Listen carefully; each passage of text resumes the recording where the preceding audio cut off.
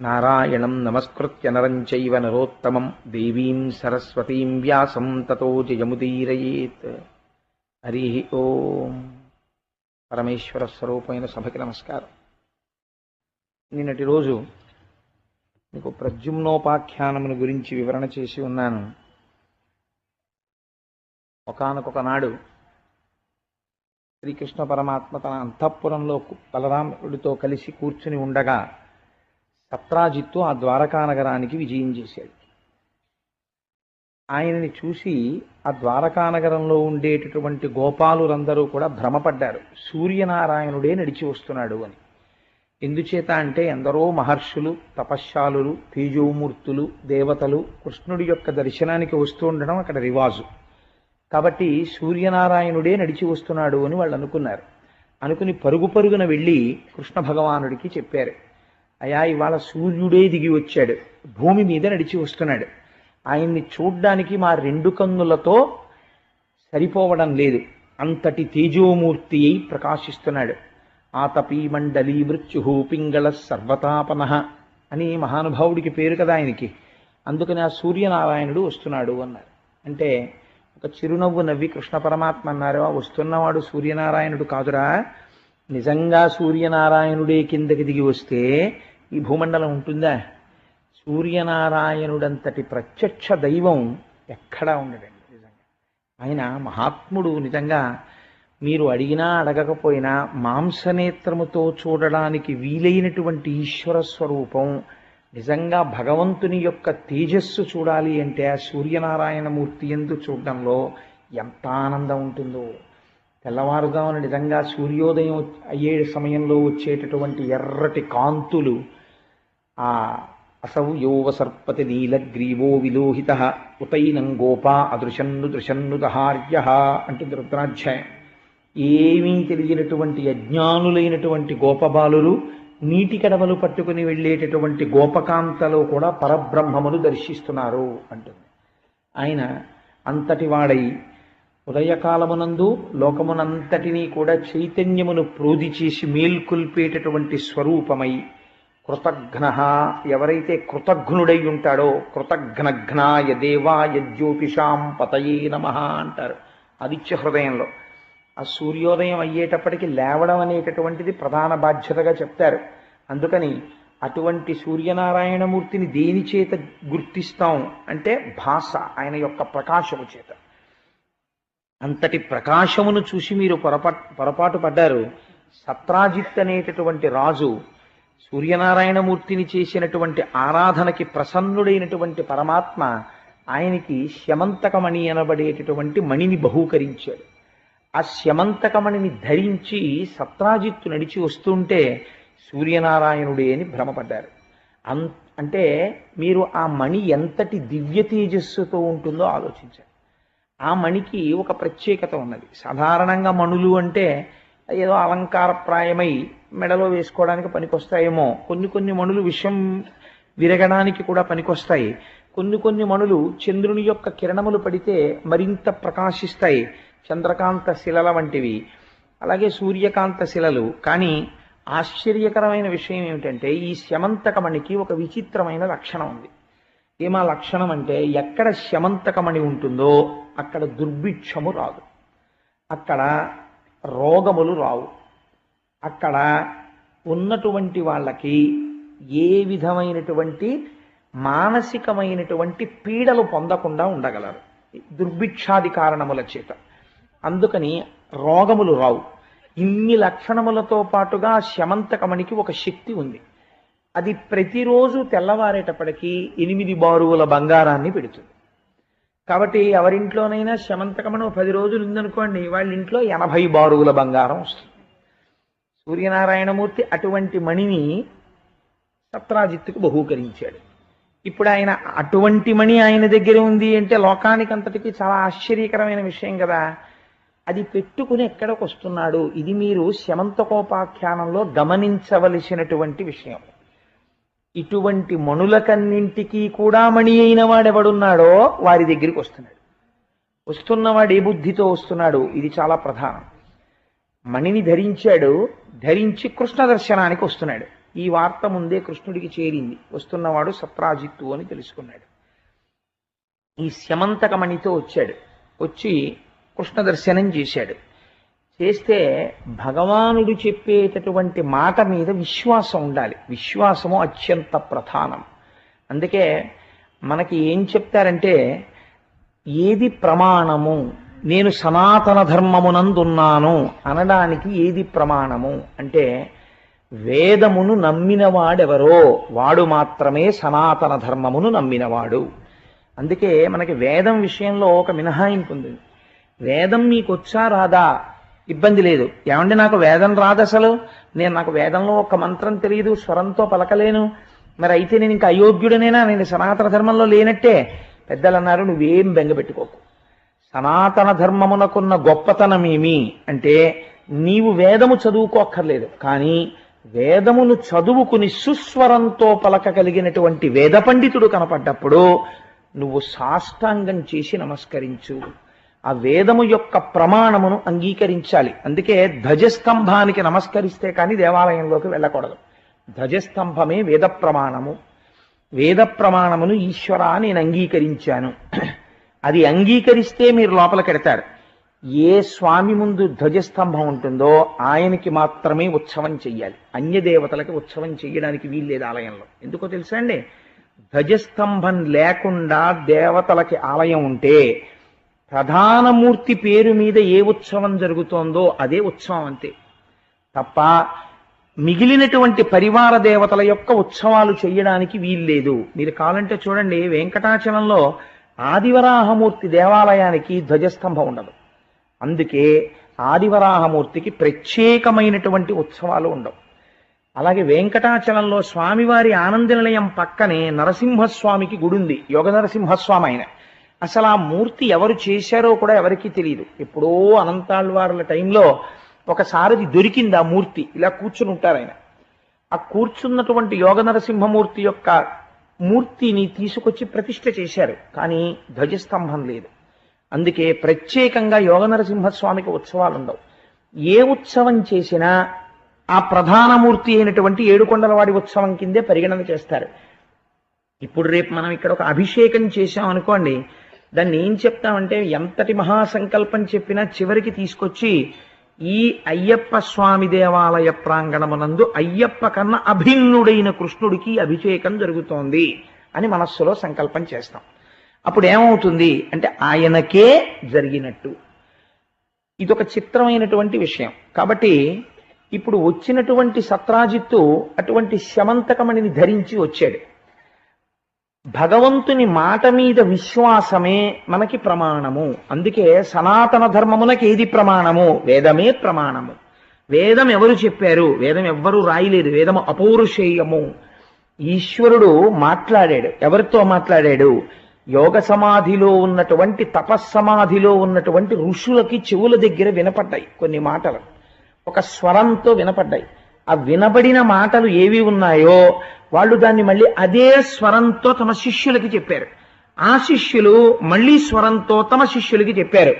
పరంపరాగతంగా పుస్తకంలో వ్రాసి చదువుకోమని చెప్పకుండా గురువు శిష్యుడు కూర్చుని సహనావవతు సహనాభునక్తు సహ వీర్యం కరవావహై తేజస్వినావధీతమస్తు మా విద్విషావహై అని, నేను చెప్పేది వీడు అర్థము చేసుకునే శక్తి కలుగుగాక, నేను వీడు ఒకటి అగుగాక, నా శక్తి వీడిలో ప్రవేశించుగాక. అందుకే మంత్రోపదేశం చేస్తే అంత క్రతువు చేస్తాడు గురువు. చేసి తన కాలి బొటనవేలికి తాడు కట్టుకుని శిష్యుడు కడతాడు.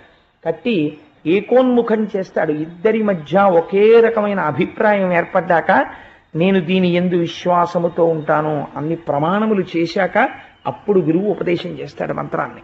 మననాత్ త్రాయతే ఇది మంత్ర. ఆ మంత్రాన్ని మననం చేసినంత మాత్రం చేతది గట్టెక్కించేస్తుంది బీజాక్షరములతో కూడి.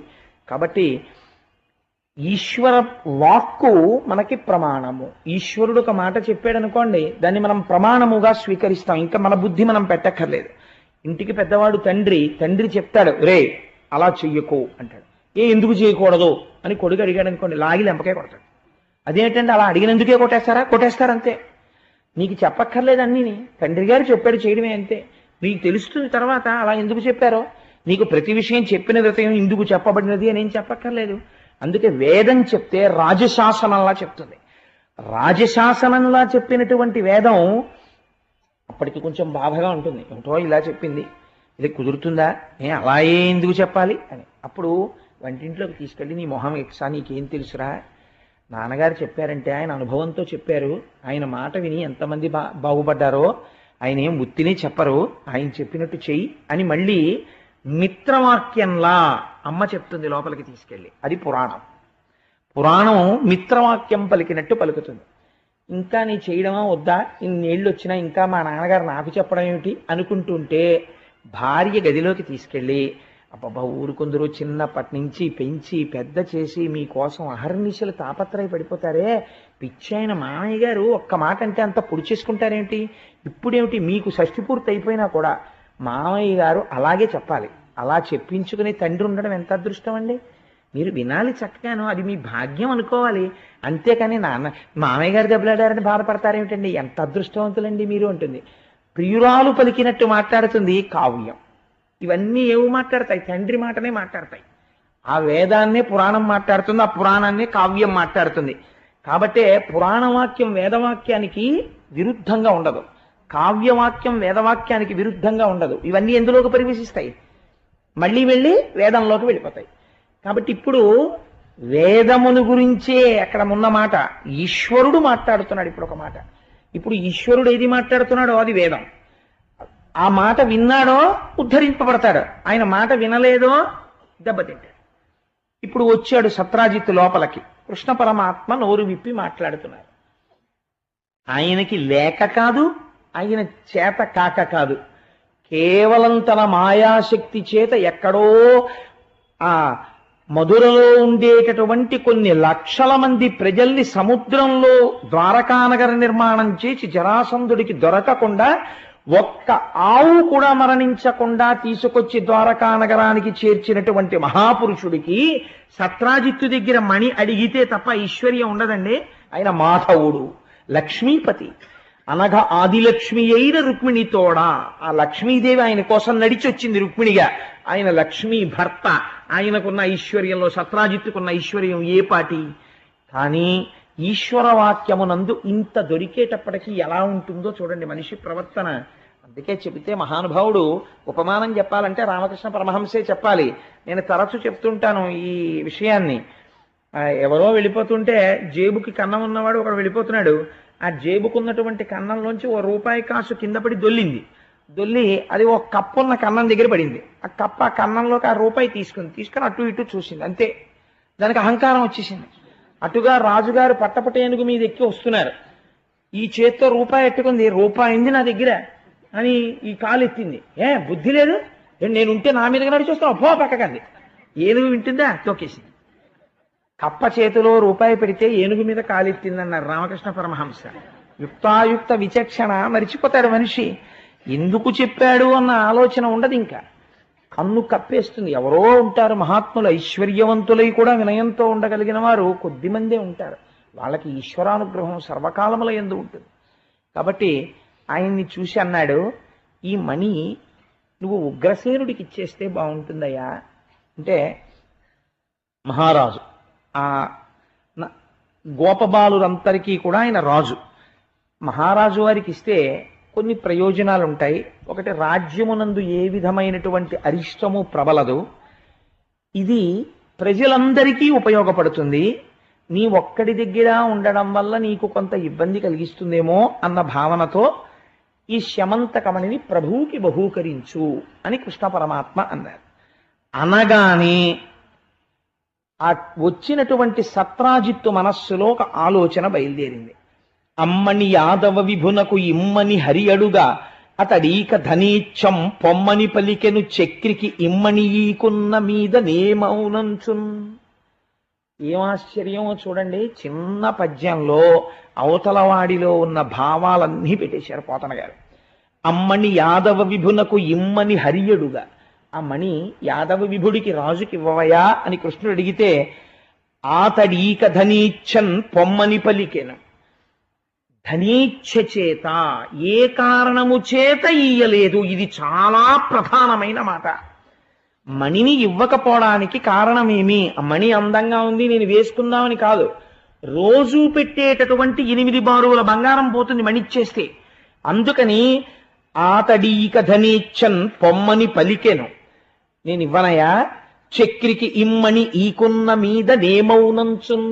కృష్ణుడికి మణి ఇవ్వకపోతే ఏమవుతుంది? ఏం చేస్తాడేంటి? అన్న ఏం చేయగలడు? మన ఏమీ చేయలేడు. ఇది ఆయనకి లోపల వచ్చినటువంటి ఆలోచన. అందుకని నేను ఇవ్వని మణిని అన్నాడు. మీరు ఒక విషయాన్ని బాగా గమనించాలి. దరిద్రము అన్న మాట ఇద్దరి యందు ప్రయోగింపబడుతుంది. ఎవరి యందో తెలుసా అండి? దరిద్రము అంటే కడుపులో ఆకలి ఉంటుంది, తినడానికి పదార్థం ఉండదు, వాడు దరిద్రుడే. ఎందుకంటే తినడానికి జీర్ణశక్తి ఉంది, కానీ తిందామంటే ఏమీ ఉండదు. ఇంకొకడు ఉన్నాడు, ఇంట్లో అన్నీ ఉన్నాయి, కప్పు కాఫీ 10 నిమిషాలు ప్రశాంతంగా కూర్చొని తాగలేడు. ఎందుకు తాగలేడంటే ఎప్పుడూ ఏదో ఒకటి ఇబ్బంది, వాడికి ఏదో ఒక రూపంలో సెల్లన్నా మోగుతుంది, లేకపోతే వ్యాపారం అస్తమానం పరిగెడుతుండాలి, అక్కడికి వెడుతుండాలి, ఇక్కడికి వెళుతుండాలి, గుళ్ళోకి వచ్చి కూడా సెల్లే, భాగవతంలో కూడా సెల్లే. వాడి దరిద్రం అటువంటిది పాపం. ఎందుకంటే వాడికి ఈశ్వరుడి గురించి వినడానికి కూడా అది వాడిని అలౌ చేయదు, అది మోగుతుంది, వాడు వినాలి. కాబట్టి ఏమవుతుంది అంటే ఒకడు ఉండి తినలేడు, ఇంకొకడు లేక తినలేడు. ఇద్దరు అనుభవించేది మాత్రం దరిద్రమే. వాడికి తినడానికి కావలసినవి ఇంట్లో 36 పదార్థాలు ఉంటాయి, తినడానికి వాడికి టైం ఉండదు. వాడు కానీ పొరపాటున తిందామని కూర్చున్నాడో ఎవరోళ్ళు వస్తారు, వాళ్ళతో అర్జెంటుగా మాట్లాడాలి, లేచిపోతాడు. కాబట్టి వాడు ఏమనుభవిస్తున్నాడు? జన్మజన్మాంతరములలో అనుభవించవలసిన దరిద్రాన్ని అనుభవిస్తున్నాడు. మరి ఇంట్లో ఐశ్వర్యం ఎందుకుంటోంది అంటే ఈశ్వరానుగ్రహం చేత ఐశ్వర్యం ఉంటుంది. కానీ వాడు మాత్రం కొంత దరిద్రం అనుభవించాలని ఈశ్వరుడి చేత వ్రాయబడి ఉన్నాడు. అందుకని దాన్ని మాత్రం అనుభవిస్తూ ఉంటాడు, తప్పదు. కానీ అనుగ్రహం ఉంది కాబట్టి అలా పోతూ ఉంటుంది, కానీ అనుభవిస్తున్నది దరిద్రమే ఆ కోణంలో ఆలోచించినప్పుడు. 2, ఐశ్వర్యం అనేటటువంటిది అర్థం లేని రీతిలో పెరిగిపోయింది అనుకోండి, చిట్ట చివరికి ఏమైపోతాడో తెలుసా అండి? అల్లావుద్దీన్ ఖిల్జీ అయిపోతాడు. అల్లావుద్దీన్ ఖిల్జీ ఏమయ్యాడు? అన్ని దేవాలయాలు బదలగొట్టేసి బంగారం అంతా మణుగులు తీసుకెళ్లి భూగర్భంలో దాచాడు. ఇంకో అరగంటలో పోతావు నువ్వు అన్నాడు.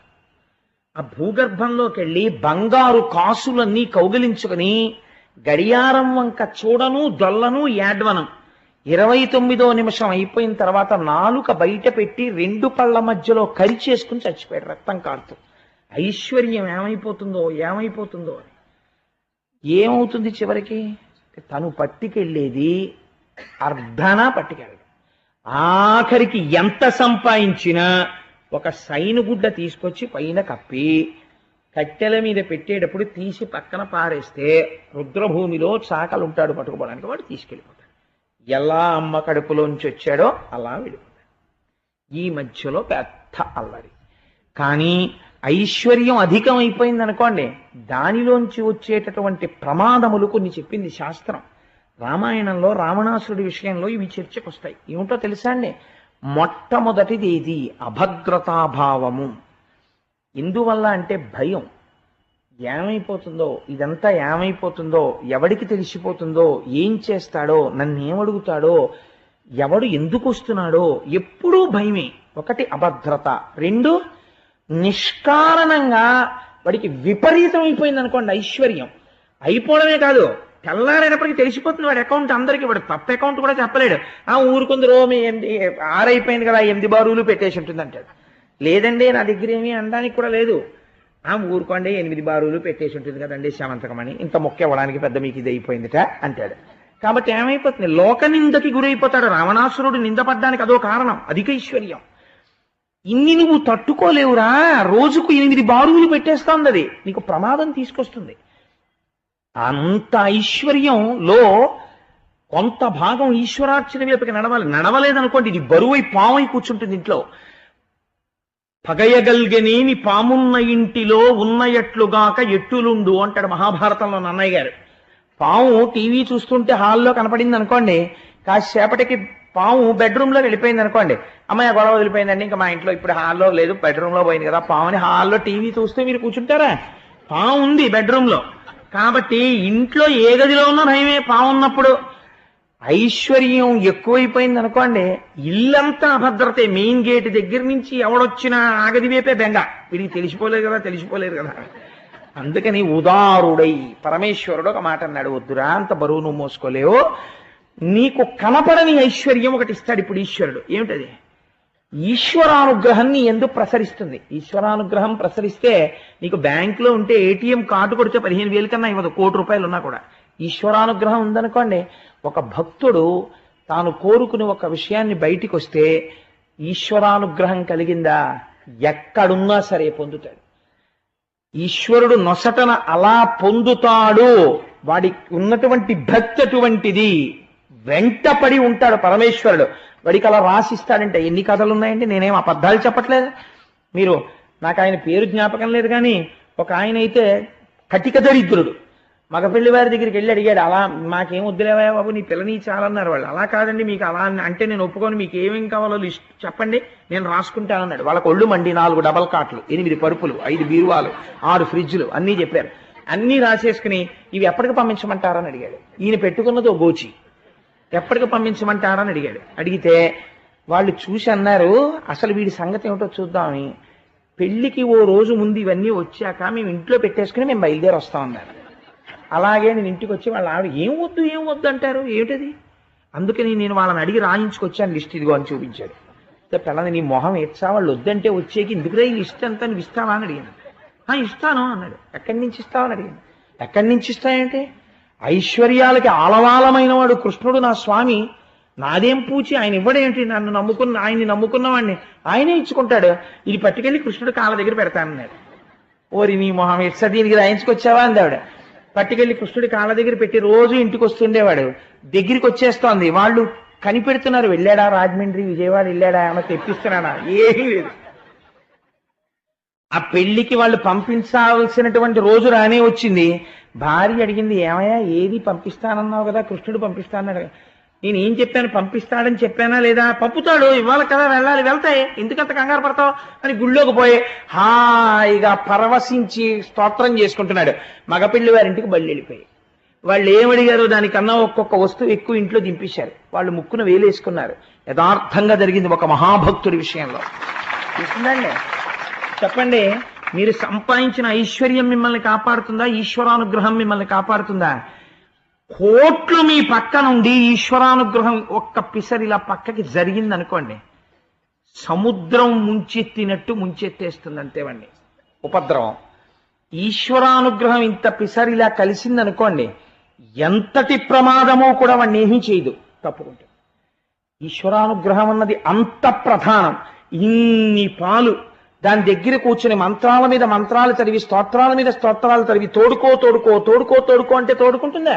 ఇంత చెంచాతో పెరుగు అందులో వేస్తే చాలు, మీరు ఏమీ చదవక్కర్లా, పడుకుంటే తోడుకుంటుంది. అలా భగవంతుని యొక్క అనుగ్రహము ఒక్క పిసర కలిసిందా, మీ పురుష ప్రయత్నము సిద్ధిస్తుంది. కచ్చిత్ పురుషకారంచ దైవంచ ప్రతిపద్యతే అంటుంది సీతమ్మ. అందుకే సుందరకాండలో పురుష ప్రయత్నం ఒక్కటి సరిపోదు, దానికి దైవానుగ్రహము కూడాలి. రెండు కూడితే ఆనాడు మీరు అనుకున్నటువంటిది సిద్ధిస్తుంది. కాబట్టి ఇప్పుడు కృష్ణ పరమాత్మ అందుకు అడిగారు శమంతకమని నిశ్చయమని. ఆయన అన్నాడు, నేను ఇవ్వను అన్నాడు. ఆయన ఏం బెంగపెట్టుకోలేదు. నేను చెప్పాను, వినలేదు, నువ్వే తెలుసుకుంటావు పర్యవసానం. చాలా సంతోషం, మీరు ఎందుకు వచ్చారు? ఏదో మిమ్మల్ని చూద్దామని వచ్చాం, కాబట్టి పెద్ద మణి కూడా వేసుకొస్తే, ఓహో కృష్ణుడు అంతటి వాడు చూసి నాకు మణి ఉంది. ఇప్పుడు ఆయనకి చెప్పుకోవడానికి అవకాశం దొరికింది. ఈ మణి చూసి కృష్ణుడు అంతటి వాడు అడిగాడు నాకు ఇమ్మని అని. ఎందుకు అడిగాడు మర్చిపోయాడు. కృష్ణుడు అడిగాడన్నది ప్రచారం చేసుకోవడం మొదలుపెట్టాడు. ఇంటికి వెళ్ళిపోయాడు. ఇంటికి వెళ్ళిపోయి ఆ శమంతకమణిని బ్రాహ్మణుల చేత పూజా మందిరంలో ప్రవేశపెట్టి రోజు దానికి పూజ చేస్తున్నాడు. అది పెట్టేయడం మొదలుపెట్టింది. రోజు 8 బారుల బంగారం పెట్టేస్తోంది. చేస్తున్నాడు. ఆ బంగారపు ఇటకలన్నీ తీసుకొస్తున్నాడు, దాస్తున్నాడు. గదులు కట్టాడు, గొడౌన్లు కట్టాడు. బంగారపు ఇటకలతో నిండిపోతున్నాయి రోజు రోజుకి. ఒక రోజున ఒక చిత్రమైనటువంటి కోరిక పుట్టింది వాళ్ళ తమ్ముడికి. ఆయన పేరు ప్రసేనుడు. ఆయన అన్నాడు, అన్నయ్య ఈ మణి పెట్టుకుని వేటకెడతానన్నయ్యా అన్నాడు. ఇది ఏమైనా అర్థం ఉందండి అసలు? ఇప్పుడు ఓ గొలుసు వేసుకుని ఓ పెళ్లికి వెళ్తానండి అన్నాడు అనుకోండి, అర్థం ఉంది. ఈత కొట్టడానికి వెడుతూ సింహతలాటాలు అవి వేసుకెడతానన్నయ్యా అన్నాడు అనుకోండి ఎవడన్నా. సింహతలాటానికి ఈత కొట్టడానికి సంబంధం ఏమిటండి? సింహతలాటం వేసుకుని ఈత ఎందుకు? దానికి అర్థం లేదు. ఇంకా గండపెండేరం వేసుకుని ఈత కొడతానంటే జలగండం తప్పిస్తుందేమో, మంత్రప్రోక్తంగా వేశారు కాబట్టి గండపెండేరం. అంతేకాని సింహతలాటం ఎందుకు ఈత కొట్టుకునేవాడికి? అలా ఈయన అది వేసుకుని వేటకెళ్ళాడు. అంటే ఇప్పుడు ఏమిటి ప్రారంభం అవుతోందని మీరు గుర్తించాలి. కృష్ణుడి మాట వినకపోవడం వలన ఉపద్రవము ప్రారంభమైనది. దేని నుండి ప్రారంభమైనది? దేని విషయమునందు తిరస్కరణ జరిగినదో దాని నుండే ప్రమాదము ప్రారంభమైనది. కాబట్టి ఎటువంటి వెర్రి కోరిక పుట్టింది? వేటకెడుతూ మెడలో వేసుకుంటాను. అన్నయ్య ఏమన్నాడు? అయ్యో అంతకన్నా తమ్ముడు వేసుకుని ఇల్లు అన్నాడు. వాడు అది వేసుకుని వేటకు బయలుదేరాడు. బయలుదేరితే అదరెడు వెట్క కంఠమున అమ్మని దాల్చి ప్రసేనుడొక్కన డడవికి ఘోరవన్య మృగయారతి నేగిన వాని చంపి పైబడి మణికొంచు నొక్క హరిపారగ దాని వధించి డాసి ఏర్పడగన జాంబవంతుడు ప్రభాత్త దిగంతము నాస్యమంతమున్. అది మెడలో వేసుకుని ప్రసేనుడు ఎంతో సంతోషంగా వేటకి వెళ్ళి వేటాడుతున్నాడు. ఒక సింహం చూసింది ఆ మెడలో ఉన్నటువంటి మణిని. దాని కన్నులకు ఆ మణి ఆకర్షణీయంగా కనపడింది. ఇదేదో చాలా బాగుంది, మెరుస్తోంది, దీన్ని తీసుకోవాలి అనుకుంది. ఆ తీసుకోవాలి అనుకున్నటువంటి వస్తువు ఉపయోగపడుతుందా ఉపయోగపడదా జంతువుకు అనవసరం. దాని దృష్టి పడింది అనుకోండి, అది తీసుకుపోతుంది అంతే. దాని దృష్టిలో అదొక మాంసఖండంలా కనపడచ్చు. మీరు చూడండి, సాధారణంగా మనందరికీ ఇబ్బంది ఎక్కడొస్తుందంటే, దేవస్థానాలన్నింటి దగ్గర ఈశ్వరుడు ఎక్కడుంటాడో కోతులు అక్కడ ఉంటాయి. అవి ఎప్పుడు జన్మజన్మాంతర సంబంధం వాటికి. ఈశ్వరుడు ఎక్కడుంటే అక్కడ కూర్చుంటాయి. మీరు సాధారణంగా గుళ్ళోకి వచ్చేవాళ్ళు అరటిపళ్ళు కొబ్బరికాయలు పట్టుకుని వస్తుంటారు. అందుకని అవి వీడి దృష్టిని యామర్చడానికి చెట్లు ఎక్కి కూర్చుంటాయి. వీడు ఓ హ్యాండ్ బ్యాగ్ ఏదో వేసుకుని వెళ్ళిపోతూ ఇలా చేత్తో పట్టుకుని ఇలా వెళ్ళిపోతున్నారు అనుకోండి, దానికి అనుమానం జిప్పేశాడు కానీ లోపల అవే ఉంటాయి, గుళ్ళోకి వస్తున్నాడు కదా అని. దానికి ఏం తెలుసు? వాడు సెల్ ఫోన్ కూడా పెడతాడు గుళ్ళోకని. అందుకని అది ఏం చేస్తుందంటే చెట్టు మించి దూకి ముందు ఈ బ్యాగ్ అట్టుకుపోతుంది. బ్యాగ్ అట్టుకుపోయి ఈ జిప్పు తీస్తుంది, చాలా అందంగా తీస్తుంది, తీసి సెల్ ఫోన్ తీసుకుంటుంది. ఇప్పుడు ఈ సెల్ ఫోన్ కోతికి అవసరమా అంటే నీ వెర్రికి పరాకాష్ట. గుళ్ళోకి ఎడుతూ పట్టుకెళ్ళావు కదా సెల్ ఫోను, ఇప్పుడు కోతి చేతికి వెళ్ళింది. కోతి చేతి సెల్ ఫోను ఎవడి అజ్ఞానమునకు ప్రతిబింబము. గుళ్ళోకి సెల్ ఫోన్ పట్టుకెళ్ళిన వాడి అజ్ఞానమునకు ప్రతిబింబము. కాబట్టి ఇప్పుడు అది కోతి అట్టుకుంటుంది. ఎవడి గుండె ఆగిపోతుంటుంది? పట్టుకెళ్ళిన వాడి గుండె ఆగిపోతుంది. దాని సొమ్మేం పోయింది, ఇలా నొక్కుతుంది అలా నొక్కుతుంది. దానిలో కూడా ఏమైనా 4 బఠానీలు ఉన్నాయేమో దానికి అనుమానం. కొమ్మకేసి కొట్టి 2 ముక్కలు విడదీసి వైర్లన్నీ లాగి గోరిని దూర్తతనం కాలిపోను గుళ్ళోకి ఇదిరా పట్టుకొచ్చాడు, మొహం మీద బారేసో కమ్మెక్కిపో. అప్పటికైనా బుద్ధి తెచ్చుకుని గుళ్ళకి మానేస్తే పర్వాలేదు, అప్పటికీ తెచ్చుకుంటే వాడి దరిద్రం. కాబట్టి ఏమైంది అంటే ఏ ప్రాణికి అవతల వారి యందు అది ఉన్నది అనుకుంటాడు. కాబట్టి అది దూకి పట్టుకెళ్ళినట్టే సింహము కూడా అటువంటి భ్రాంతి పొందింది. ఎక్కడి నుంచి వచ్చింది ఇదంతా? ఎక్కడ ఎలా ఉండాలో అలా ఉండకపోవడంలోంచి వస్తుంది. కాబట్టి ఇప్పుడు ఏమైంది? వేటకి మణి వేసుకెడదామన్న ఆలోచన ఎందుకు వచ్చింది? కృష్ణుడి మాట వినకపోవడంలోంచి వస్తోంది. ఇది ఎక్కడికి వెళ్ళింది? మణి వేసుకుని వేటకెళ్ళాడు. ఈ మణిని ఎవరు చూశారు? సింహం చూసింది. సింహం ఏం చేసింది? అమాంతం వచ్చి ప్రసేనుడి మీద దూకింది. ఆయన ఎందుకు చచ్చిపోయాడు మీరు బాగా గమనించాలి. వెళ్ళినవాడు దేనికి వెళ్ళాడు? వేటకెళ్ళాడు, ప్రాణిని చంపడానికే వెళ్ళాడు. చంపలేకపోయాడు. ఎందుకు చంపలేకపోయాడు అంటే అవతలవాడి మెడలో ఉన్నటువంటి మణిని గ్రసించడం మీద యువతల ఉన్న ప్రాణి యందు క్రౌర్యం అంతా పెరిగిపోయింది. చంపైనా లాగేయాలని మీదపడి చంపేసి ఆ మణిని తీసుకుని నోట కరుచుకుని వెళ్ళిపోతోంది సింహం. వెళ్ళిపోతుంటే అట్నుంచి జాంబవంతుడు వస్తున్నాడు. ఆయన ఇప్పటివాడు కాడు, త్రేతాయుగం నాటి ఆయన రామచంద్రమూర్తిని సేవించాడు. జాంబవంతుడు అంటే రామాయణంలో అలాంటి క్యారెక్టర్ ఇంకోటి ఉండదు, అంతటి మహానుభావుడు. ఆయన ఎటువంటి వాడో తెలుసా అండి? వామనమూర్తి బ్రహ్మాండములు నిండిపోయి పెరిగిపోతుంటే అటువంటి వామనమూర్తికి ఇంత మంచి అవకాశం ఎక్కడొస్తుందని 21 మార్లు ప్రదక్షిణం చేశాడు. అంటే ఎంత గొప్పవాడో చూడండి. నిజంగా అంతటి శక్తి సంపన్నుడు. సుందరకాండ దగ్గరికి వచ్చేటప్పటికి ఆయన అన్నాడు, అప్పుడు త్రివిక్రమావతారానికి 21 మార్లు ప్రదక్షిణం చేశాను ఆయ్ హనుమా, ఇప్పుడు మోకాళ్ళ నొప్పులు వెళ్ళలేను, 100 యోజనాలు దాటి నువ్వు వెళ్ళగలవాయ్ అన్నాడు. అంతటి వాడు జాంబవంతుడు. ఆ జాంబవంతుడికో వెర్రి కోరిక పుట్టింది. యుద్ధంలో సముద్రానికి సేతువు కట్టి రామచంద్రమూర్తి ఆవలివేపుకి వచ్చి దశకంఠుడి యొక్క 10 తలకాయలు కోసేస్తున్నప్పుడు రామాయణం మీరు విన్నారు కదా, యుద్ధకాండలో రామరావణ యుద్ధం జరుగుతున్నప్పుడు మిగిలిన వాళ్ళందరూ ప్రేక్షకులు, ఇంకా యుద్ధం చేయలే. అసలు ఇలాంటి యుద్ధం చూడకపోతే ఎలాగని అందరూ అవతల బారేసి ధనస్సులు బాణాలు కూర్చుని చూడడం మొదలెట్టారు. వాల్మీకి మహర్షి ఉపమానం చెప్పడానికి ఆయనే సాటి. ఆయన అన్నారు, సముద్రానికి సముద్రం ఉపమానం, రామరావణ యుద్ధానికి రామరావణ యుద్ధం ఉపమానం, దానికి ఉపమానం లేదన్నారు. అలాంటి అస్త్రశస్త్ర ప్రయోగం జరిగింది. చూశాడు జాంబవంతుడు, ఆయనకు ఒక కోరిక పుట్టింది. అబ్బా, ఏమి మొనగాడరా, ఏమి పరాక్రమం రా మహానుభావుడిది, ఏమి యుద్ధం చేశాడరా, ఒక్కసారి ఇంతో యుద్ధం చేయాలనుకున్నాడు. అంతా అయిపోయిన తర్వాత రాముడు వచ్చి, ఏమిటి నీ కోరిక అంటే, ఓసారి మీతో యుద్ధం చేయాలనుందన్నాడు. ఆయన మర్యాదా పురుషోత్తముడు, తనకి ఇంత సాయం చేసినటువంటి స్నేహితుడితో సరదాకి కూడా యుద్ధం చేయడు. రామాయణం నేర్చుకున్నవాడిది తెలుసుకోవాలి, నా సుహృత్, నా స్నేహితుడు అని ఒకసారి అన్నాడు అనుకోండి, జీవితంలో అవతల వాడు దారి తప్పితే దారి దిద్దాలి తప్ప అవతల వాడిని ఎట్టి పరిస్థితులలోనూ కూడా పొరపాటు సరదాకి కూడా ఇక దెబ్బలాడకూడదు.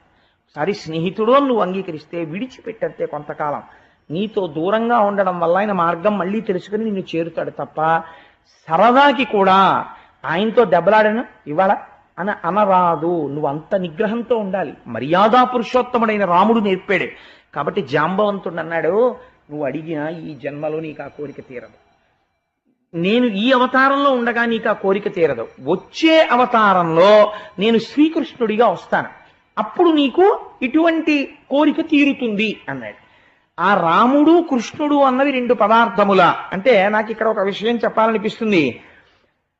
మనకి కృష్ణకర్ణామృతం అని చెప్పి లీలాశుకుల వారు రచన చేశారు. ఆయన ఒక ఎంత చమత్కారమైనటువంటి శ్లోకాన్ని రచించారంటే ఆయన అన్నారు, విహాయకో దండ శరౌ ముహూర్తం గృహాణపాణౌ మణిచారు వేణుం మయూరబర్హంచ నిజోత్తమాంగే సీతాపతే త్వాం ప్రణమామి పశ్చాత్ అన్నారు. ఏ మహానుభావుడైతే చేతిలో కోదండం పట్టుకుని వెనకాతల అక్షయబాణ తూణీరాలు కట్టుకుని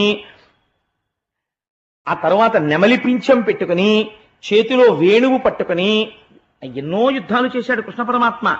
అప్పుడప్పుడు వేణువు పట్టుకుంటూ పట్టు పీతాంబరం కట్టుకుని ఉంటాడో అలాంటి కృష్ణ భగవాను నేను సీతాపతి అయిన రాముడిగా నమస్కరిస్తున్నాను. అదేమిటయా, కృష్ణుడిగానే నమస్కరించచ్చు కదా. ఏ సీతాపతే త్వాం ప్రణమామి పశ్చాత్, వర్ణన కృష్ణుడిది, నమస్కారం సీతాపతి అయిన రాముడికి. అదేమిటయా, అదేం నమస్కారం అయ్యా నువ్వు అంటే ఆయన అన్నారు, నవస్తు భేద ప్రతిపత్తిరస్తి మే తథాపి భక్తి తరుణీందు శేఖరే. వస్తువు యొక్క స్వభావము రీత్యా రెండు లేవు, ఉన్నదొక్కటే. కానీ ఇవాళ నా మనస్సు మాత్రం రాముడిగా నమస్కరించాలనిపించింది. ఎంత గొప్ప ప్రతిపాదనండి. నేను శివుడిగా పరబ్రహ్మాన్ని ఆరాధించడాన్ని నా ఇంట్లో ఇతపూర్వము జన్మించినటువంటి పెద్దలు అనుసరించినటువంటి మార్గమునందున్నవాడను అని అనుకోండి, ఉదాహరణకి చెప్తున్నాను. కాబట్టి నా ఇంటి సింహాసనమునందు పార్వతీ పరమేశ్వరుడు ఆరాధన స్వీకరిస్తారు ప్రతిరోజు. ఒక ఉదాహరణకు అనుకోండి, మీరు నాకు ఒక శనివారం నాడు వెంకటేశ్వరుడి సుప్రభాతం చేసి వెంకటేశ్వర సుప్రభాతానంతరము విష్ణు సహస్రనామ స్తోత్రంతో స్వామిని అర్చన చెయ్యాలి అని నాకు అనిపించింది.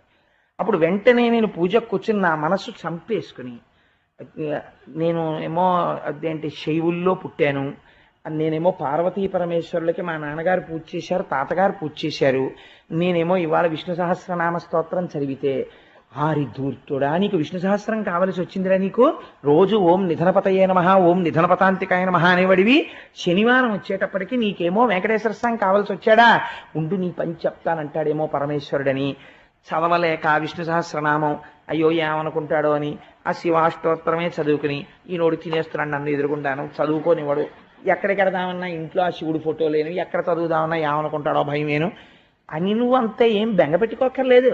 నువ్వు సంధ్యావందనం చేసేటప్పుడు మాతృదేవోభవ పితృదేవోభవ ఆచార్య దేవోభవ అని అన్నీ అయిపోయిన తర్వాత ఆఖరణ చిట్ట చివర ఒక మంత్రం చెప్పేస్తారు. అదేంటే ఆ వచ్చినటువంటి గాయత్రిని పంపించేసి, అమ్మా నువ్వు బయలుదేరుతున్నావమ్మా నా నమస్కారములను స్వీకరించి అని ఎవరు కులదేవతయో వారికి నమస్కరిస్తారు. సింహాసనంలో ఉన్న వారికి నమస్కరించి ఒక మాట చెప్తాం, ఈశ్వర ఇవాళ మిమ్మల్ని నేను లక్ష్మీనారాయణులుగా అర్చన చేస్తున్నాను. మీరెవరు పార్వతీ పరమేశ్వరులు? నాకు పార్వతీ పరమేశ్వరులు ఇవాళ లక్ష్మీనారాయణులుగా నా పూజ స్వీకరిస్తున్నారు. ఏమి తేడా వచ్చిందండి? ప్రమాదం ఏం లేదు. మీరు ఇలా అనగానే తెల్లగా ఉన్నటువంటి శంకరుడు నల్ల మబ్బులా వెంకటేశ్వరుడిలా కనపడతాడు. కొంచెం నలుపుగా ఉండేటటువంటి పార్వతీదేవి ఎర్రగా లక్ష్మీదేవిలా కటాక్షిస్తారు. వాళ్ళే ఇలా కనపడుతున్నారు. అబ్బో అసలు టక్కన అలా కనపడతారు. ఏం ఆశ్చర్యం! ఇలా అలా రెండు ఒక్క దాంట్లో కనపడుతున్నాయి. ఏం అదృష్టం అనుకుని మీరు చదువుతుంటే శభాష్ ఇలా చూడగలిగాం అని ఈశ్వరుడు సంతోషించిన నాడు నిజంగా మీకు దేవతారాధన అలవాటు అయినట్టు. మీరు అన్నీ అందులో చూడగలగాలి. అంతేకాని ఆయన వేరండి, ఈయన వేరండి, ఆయన గురించి చెప్తే ఈయన దెబ్బలాడతాడండి, ఆయన గురించి చెప్పకండి నాలుకలు కోసేస్తాం అన్నది ఈశ్వరతత్వం ఎందుకు అవుతుందండి? నీకున్న భేదభావాలు ఈశ్వరుడికి కూడా పెట్టడం అవుతుంది. కాబట్టి అందుకే మాయ చేత ఆ ఎరుక లేనివారు బహువిధంబుల నిన్ను పేరుకొండ్రు, ఎరుక కలిగిన వారు ఏకచిత్తంబున వివిధ మూర్తులు నీవెయండ్రు అన్నారు పోతన గారు. అజ్ఞానం మాయ పట్టుకున్నంతసేపు వాడికి ఈశ్వరుడు ఏదో ఒక్క దాంట్లోనే కనపడతాడు, మిగిలిన ఈశ్వరుడు కాడు. ఆ మాయ పోతే ఉన్నది ఒక్కటే పదార్థం అనగలుగుతాడు. అందుకని జాంబవంతుడు ఆ రోజున రాముణ్ణి వరం అడిగాడు. కానీ వరం ఎప్పుడు తీరింది? కృష్ణావతారంలో తీరుతోంది. ఎందుకని? వస్తురీత్యా పదార్థం ఒక్కటే. అదే రాముడు కృష్ణుడిగా వచ్చాడు. రాముడిగా ఎందుకు తీర్చాడు? మర్యాద పురుషోత్తముడిగా ఉన్నాడు, స్నేహితుడితో యుద్ధం చేయడు. ఏమి ధర్మం అండి ఈశ్వరుడిది! ఎక్కడ ప్రవర్తించినా లోకానికి ఒక పాఠం చెప్తాడు ఆయన. అందుకని నిన్ను కృష్ణావతారంలో నీ ముచ్చట తీరుస్తానన్నాడు. ఇప్పుడు ఆ ముచ్చట తీరాలి. కాబట్టి ఇప్పుడు ఏమైంది? ఆ సింహం మణిని పట్టుకుని పోతుంటే జాంబవంతుడు చూశాడు. చూసి జాంబవంతుడు వెళ్ళి సింహంతో యుద్ధం చేశాడు. జాంబవంతుడి బలం ముందు ఓ సింహం ఎక్కడ ఆగుతుంది? సింహాన్ని చంపి జాంబవంతుడు మణిని పట్టుకుని గుహలోకి వెళ్ళిపోయాడు. జాంబవంతుడికి తెలుసు అది తినే పదార్థం కాదు, అది కేవలము ఒక మణి. కాబట్టి ఇప్పుడు ఆ మణిని ఎక్కడ తీసుకెళ్లి పెట్టాడు అంటే దాన్ని తీసుకెళ్లి కని జాంబవంతుడామణి కొని పోయి సమీప శైల గుహచొచ్చి ముదంబున తన కూరిమిసుతునకు ఘన కేళి కందుకంబుగా చేసె నృప. కొడుకు పుట్టి ఉన్నాడు జాంబవంతుడికి. ఆ కొడుకు ఉయ్యాలలో ఊగుతున్నాడు. ఆ కొడుకు ఆడుకోవడానికి ఆ కొడుకు ఉయ్యాల పైదండె మీద ఈ మణి కట్టాడు. వాడు ఆ మణి చూసి ఉంగా ఉంగా అంత కాంతిగా ఉన్న వస్తువుని చూసి పిల్లల దృష్టిని తొందరగా ఆకర్షిస్తాయి కొన్ని కొన్ని వస్తువులు. ఏదో చిలుక టపటపటపటపలు ఆడుతోంది అనుకోండి, అదేదో కుయ్ కుయ్ అంటోంది అనుకోండి, వాళ్ళు వెంటనే దాని వైపు కన్నార్పకుండా చూసి ముందు దాన్ని ఇలా పట్టుకుని ఆ తర్వాత ఇలా నోటి దగ్గరికి తెచ్చుకుని నోట్లో పెట్టేసుకుని కొరికేద్దామని చూస్తారు. చూసి అదేదో కుయికీలాడుతుంటే వీళ్ళు కూడా పెద్ద నవ్వులు నవ్వేసి ఆడేసుకుని పొంగిపోతారు. అందుకని ఇంత శమంతకమని చివరికి ఏమైంది దాని బతుకు అంటే జాంబవంతుడు కొడుక్కి ఆట వస్తువు అయింది. ఎందువల్ల అవుతోంది ఇది రోజు రోజుకి అంటే ఒకనాడు అడిగిన చోట ఇచ్చుంటే ఇవాళ ఈ పరిస్థితి వచ్చి ఉండేది కాదు. ఆ మణికి వచ్చి ఉండేది కాదు, సత్రాజిత్తుకి వచ్చి ఉండేది కాదు. ఇప్పుడు ఆ మణి ఎక్కడికి వెళ్ళింది? ఒక్క జాంబవంతుడికి తెలుసు. చచ్చిపోయిన సింహం మాట్లాడదు, చచ్చిపోయిన ప్రసేనుడు మాట్లాడదు, చచ్చిపోయిన ఆయన గుర్రం మాట్లాడదు. కాబట్టి ఇప్పుడు ఆ మణి ఎక్కడుందో ఎవరికి తెలుసు? ఒక్క జాంబవంతుడికే తెలుసు. ఇప్పుడు విచిత్రం ఏం జరిగింది అంటే సాక్ష్యం పోయింది. మణి పోయింది, మణితో సాక్ష్యము పోయింది. ఎవరు పట్టుకెళ్లారు ఎవరికి తెలియదు. ఆయన ఏం తెలివి తక్కువవాడా సత్రాజిత్తు? ఎంతమంది సైన్యాన్నో పంపించాడు, అన్ని దిక్కులా వెతికించాడు. చిత్రం ఏమిటంటే ఆయన కర్మలా ఉంది. అసలు ప్రసేనుడు చచ్చిపోయినటువంటి చోటు కాని గుర్రం కాని కనపడలేదు. కాబట్టి ఆయన ఏమని ప్రచారం చేశాడంటే నన్ను ఇంతకు ముందు ఈ మణి ఇమ్మని కృష్ణుడు అడిగాడు, నేను ఇవ్వను అంటే అందుకే ఆ రోజున పెద్ద బలవంతం చేయలేదు, పోన్లేండి మీరే ఉంచుకోండి అన్నాడు. మనం ఎలా అయినా కొట్టేయగలం అనుకున్నాడు. అని అప్పటి నుంచి బహుశः ఈ మణిని తస్కరించడానికి ప్రణాళిక వేశాడు. వేసి నా తమ్ముడు ఆ మణి పెట్టుకుని వేటకు వెడుతుంటే కృష్ణుడే ప్రసేనుణ్ణి సంహరించి ఆ మణిని అపహరించాడు అని కనపడ్డ వాళ్ళందరికీ చెప్పడం మొదలెట్టాడు. పాపం ఎక్కడ ప్రారంభం అవుతుందో తెలుసా అండి? ఒక వస్తువు పోయిందనుకోండి, ఒక వాచి జారిపోయింది అనుకోండి, ఎక్కడో ఒక వాచి జారిపోగానే ఈశ్వరుడు ఆ వాచి వెళ్ళిపోవడానికి నిర్ణయించి వేరొకరికి ఎవరికో అందించాలని దాన్ని ఈశ్వరుడు సంకల్పం చేశాడు. దానికి కోటేశ్వరరావు నిన్ను అడిగితే ఇవ్వవు, నీ వాచి తీసుకుంటానని ఈశ్వరుడు తీసుకున్నాడు. నేను ఎంత అదృష్టవంతుడు. నేను మీరు అనుకున్నారనుకోండి, మనస్సు కొంత తృప్తిని పొందుతుంది. లేకపోతే ఏమవుతుందంటే వాచి యందు తాదాత్మ్యత పొందేశారనుకోండి, నేను అన్వేషించడం తప్పని నేను అంటలేదు, వాచి ఎక్కడ పడిపోయిందని వెతుక్కోవచ్చు, నేను తప్పట్టలేదు. కానీ వెంటనే నిన్నను కోటేశ్వరారు ఎన్నేళ్ళయిందండి మీ వాచి, ఇన్నేళ్ళైనా బాగుంది అన్నవాడి మీదకి దృష్టి వెళ్ళిపోయింది అనుకోండి, వాడు కానీ ఏమైనా కొట్టేశాడా అని మీరు అనుకున్నారనుకోండి, వాడు భక్తుడు అనుకోండి, ఇంకో పాపం మూట, ఇంకో 100 వాచీలు పోవడానికి కావలసినంత పాపం సిద్ధం. మనం ఏం చేస్తామంటే మనకు ఉండేటటువంటి బుద్ధి యందు ఉండే పొరపాటు తనం, ఏదైనా ఇంట్లో వస్తువు కనపడలేదనుకోండి, నేను సరిగ్గా వెతికానా అని ఆలోచించాడు. ముందు ఏమంటాడంటే ఎవరో అమాయకులు ఉంటారు, వాళ్ళ మీదకి వెళ్ళిపోతుంది దృష్టి, వెళ్ళిపోయి వాళ్ళే తీసేశారేమో వాళ్ళే తీసేశారేమో వాళ్ళే తీసేశారేమో అంటాడు. ఆల్ రైట్, 2 రోజులు పోయిన తర్వాత ఆ వస్తువు దొరికింది, నువ్వేం ప్రాయశ్చిత్తం చేసుకుంటావు? నువ్వు ఎవరిని ఈ మాట అన్నావో వాళ్ళ దగ్గరికి వెళ్ళి నువ్వు చెప్పగలవా, 2 రోజుల క్రితం ఈ వస్తువు కనపడనప్పుడు నిన్ను నేను అనుమానించాను, కానీ ఆ వస్తువు దొరికింది, నిన్ను నేను అలా అనుమానించినందుకు నన్ను క్షమించు అని చెప్పగలిగిన సంస్కార బలం నీకుందా? నేను ఖచ్చితంగా చెప్తా ఉండదు, అలా చెప్పలేదు. కానీ చూసేవాడు ఉన్నాడుగా, వాడు ఆ మూటంతా ఎత్తి భుజం మీద పెడతాడు, ఈ అనుమానంతో చేసినటువంటి పాపం అంతా.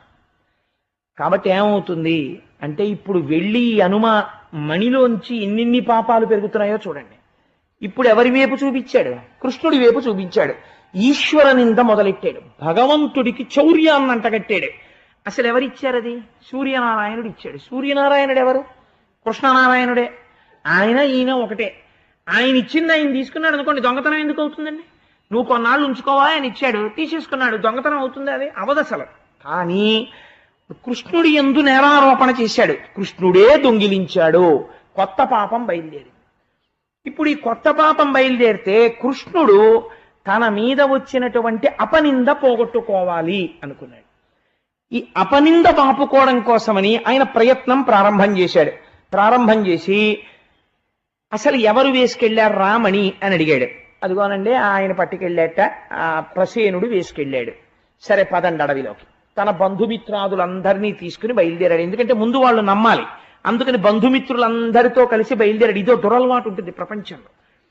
ఇన్నాళ్ళు మనతో ఉన్నవాళ్లే చిన్న అనుమానం వచ్చిందనుకోండి, అలా చేయడు నా స్నేహితుడు అండం. ఆ కోటేశ్వరరావు గారు అర్జెంటుగా కావలసి వచ్చి 100 రూపాయల కాగితం చిల్లర మార్చుకోవడానికి ఒక కనపడని వెళ్ళకూడని చోటుకి వెళ్ళి 100 రూపాయల చిల్లర తీసుకున్నాడు అనుకోండి అనుకోకుండా. ఆ సమయంలో ఒకడు చూశాడనుకోండి, కోటేశ్వరారిని ఎక్కడ చూసామో తెలుసా అండి అని అనేకూడదు. యుక్తాయుక్త విచక్షణ ఉండాలి. ఏ పరిస్థితులలో అక్కడ నించోవలసి వచ్చిందో అది చూడకుండా నేరారోపణ చేసేయడమే. అందుకని మిత్రుడి మీద మాట అన్నారనుకోండి, నేను నిక్కచ్చిగా చెప్తున్నాను నా మిత్రుడు ఆ పని చేయడో అని నువ్వు అనగలగాలి. అది మిత్రత్వం అంటే. అనడు, ఎందుకున్నాడో నేను కనుక్కొస్తానుండండి అని అనగలగాలి మీరు స్వతంత్రంగా. అది ధైర్యం. పూరికంటే స్నేహితుడంటే అది. రేపు కుచేలోపాఖ్యానంలో చూతురు కానీ స్నేహితుడంటే అలా ఉంటాడు ఒక కృష్ణ. కాబట్టి ఇప్పుడు ఈ బంధుమిత్రులందరికీ అనుమానం తీరాలి, అన్వేషణ మొదలు పెట్టాడు. చూడండి ఏ స్థితికి వచ్చిందో ఈశ్వరుడి స్థితి. ఎందుకని? ఒకరిని అడిగినటువంటి పాపానికి. లోకం పోకడ ఎలా ఉంటుందో చూపిస్తున్నారు, మోహబుద్ధి ధనమునందు ఎలా ఉంటుందో చూపిస్తున్నారు. అందుకని వెళ్ళాడు.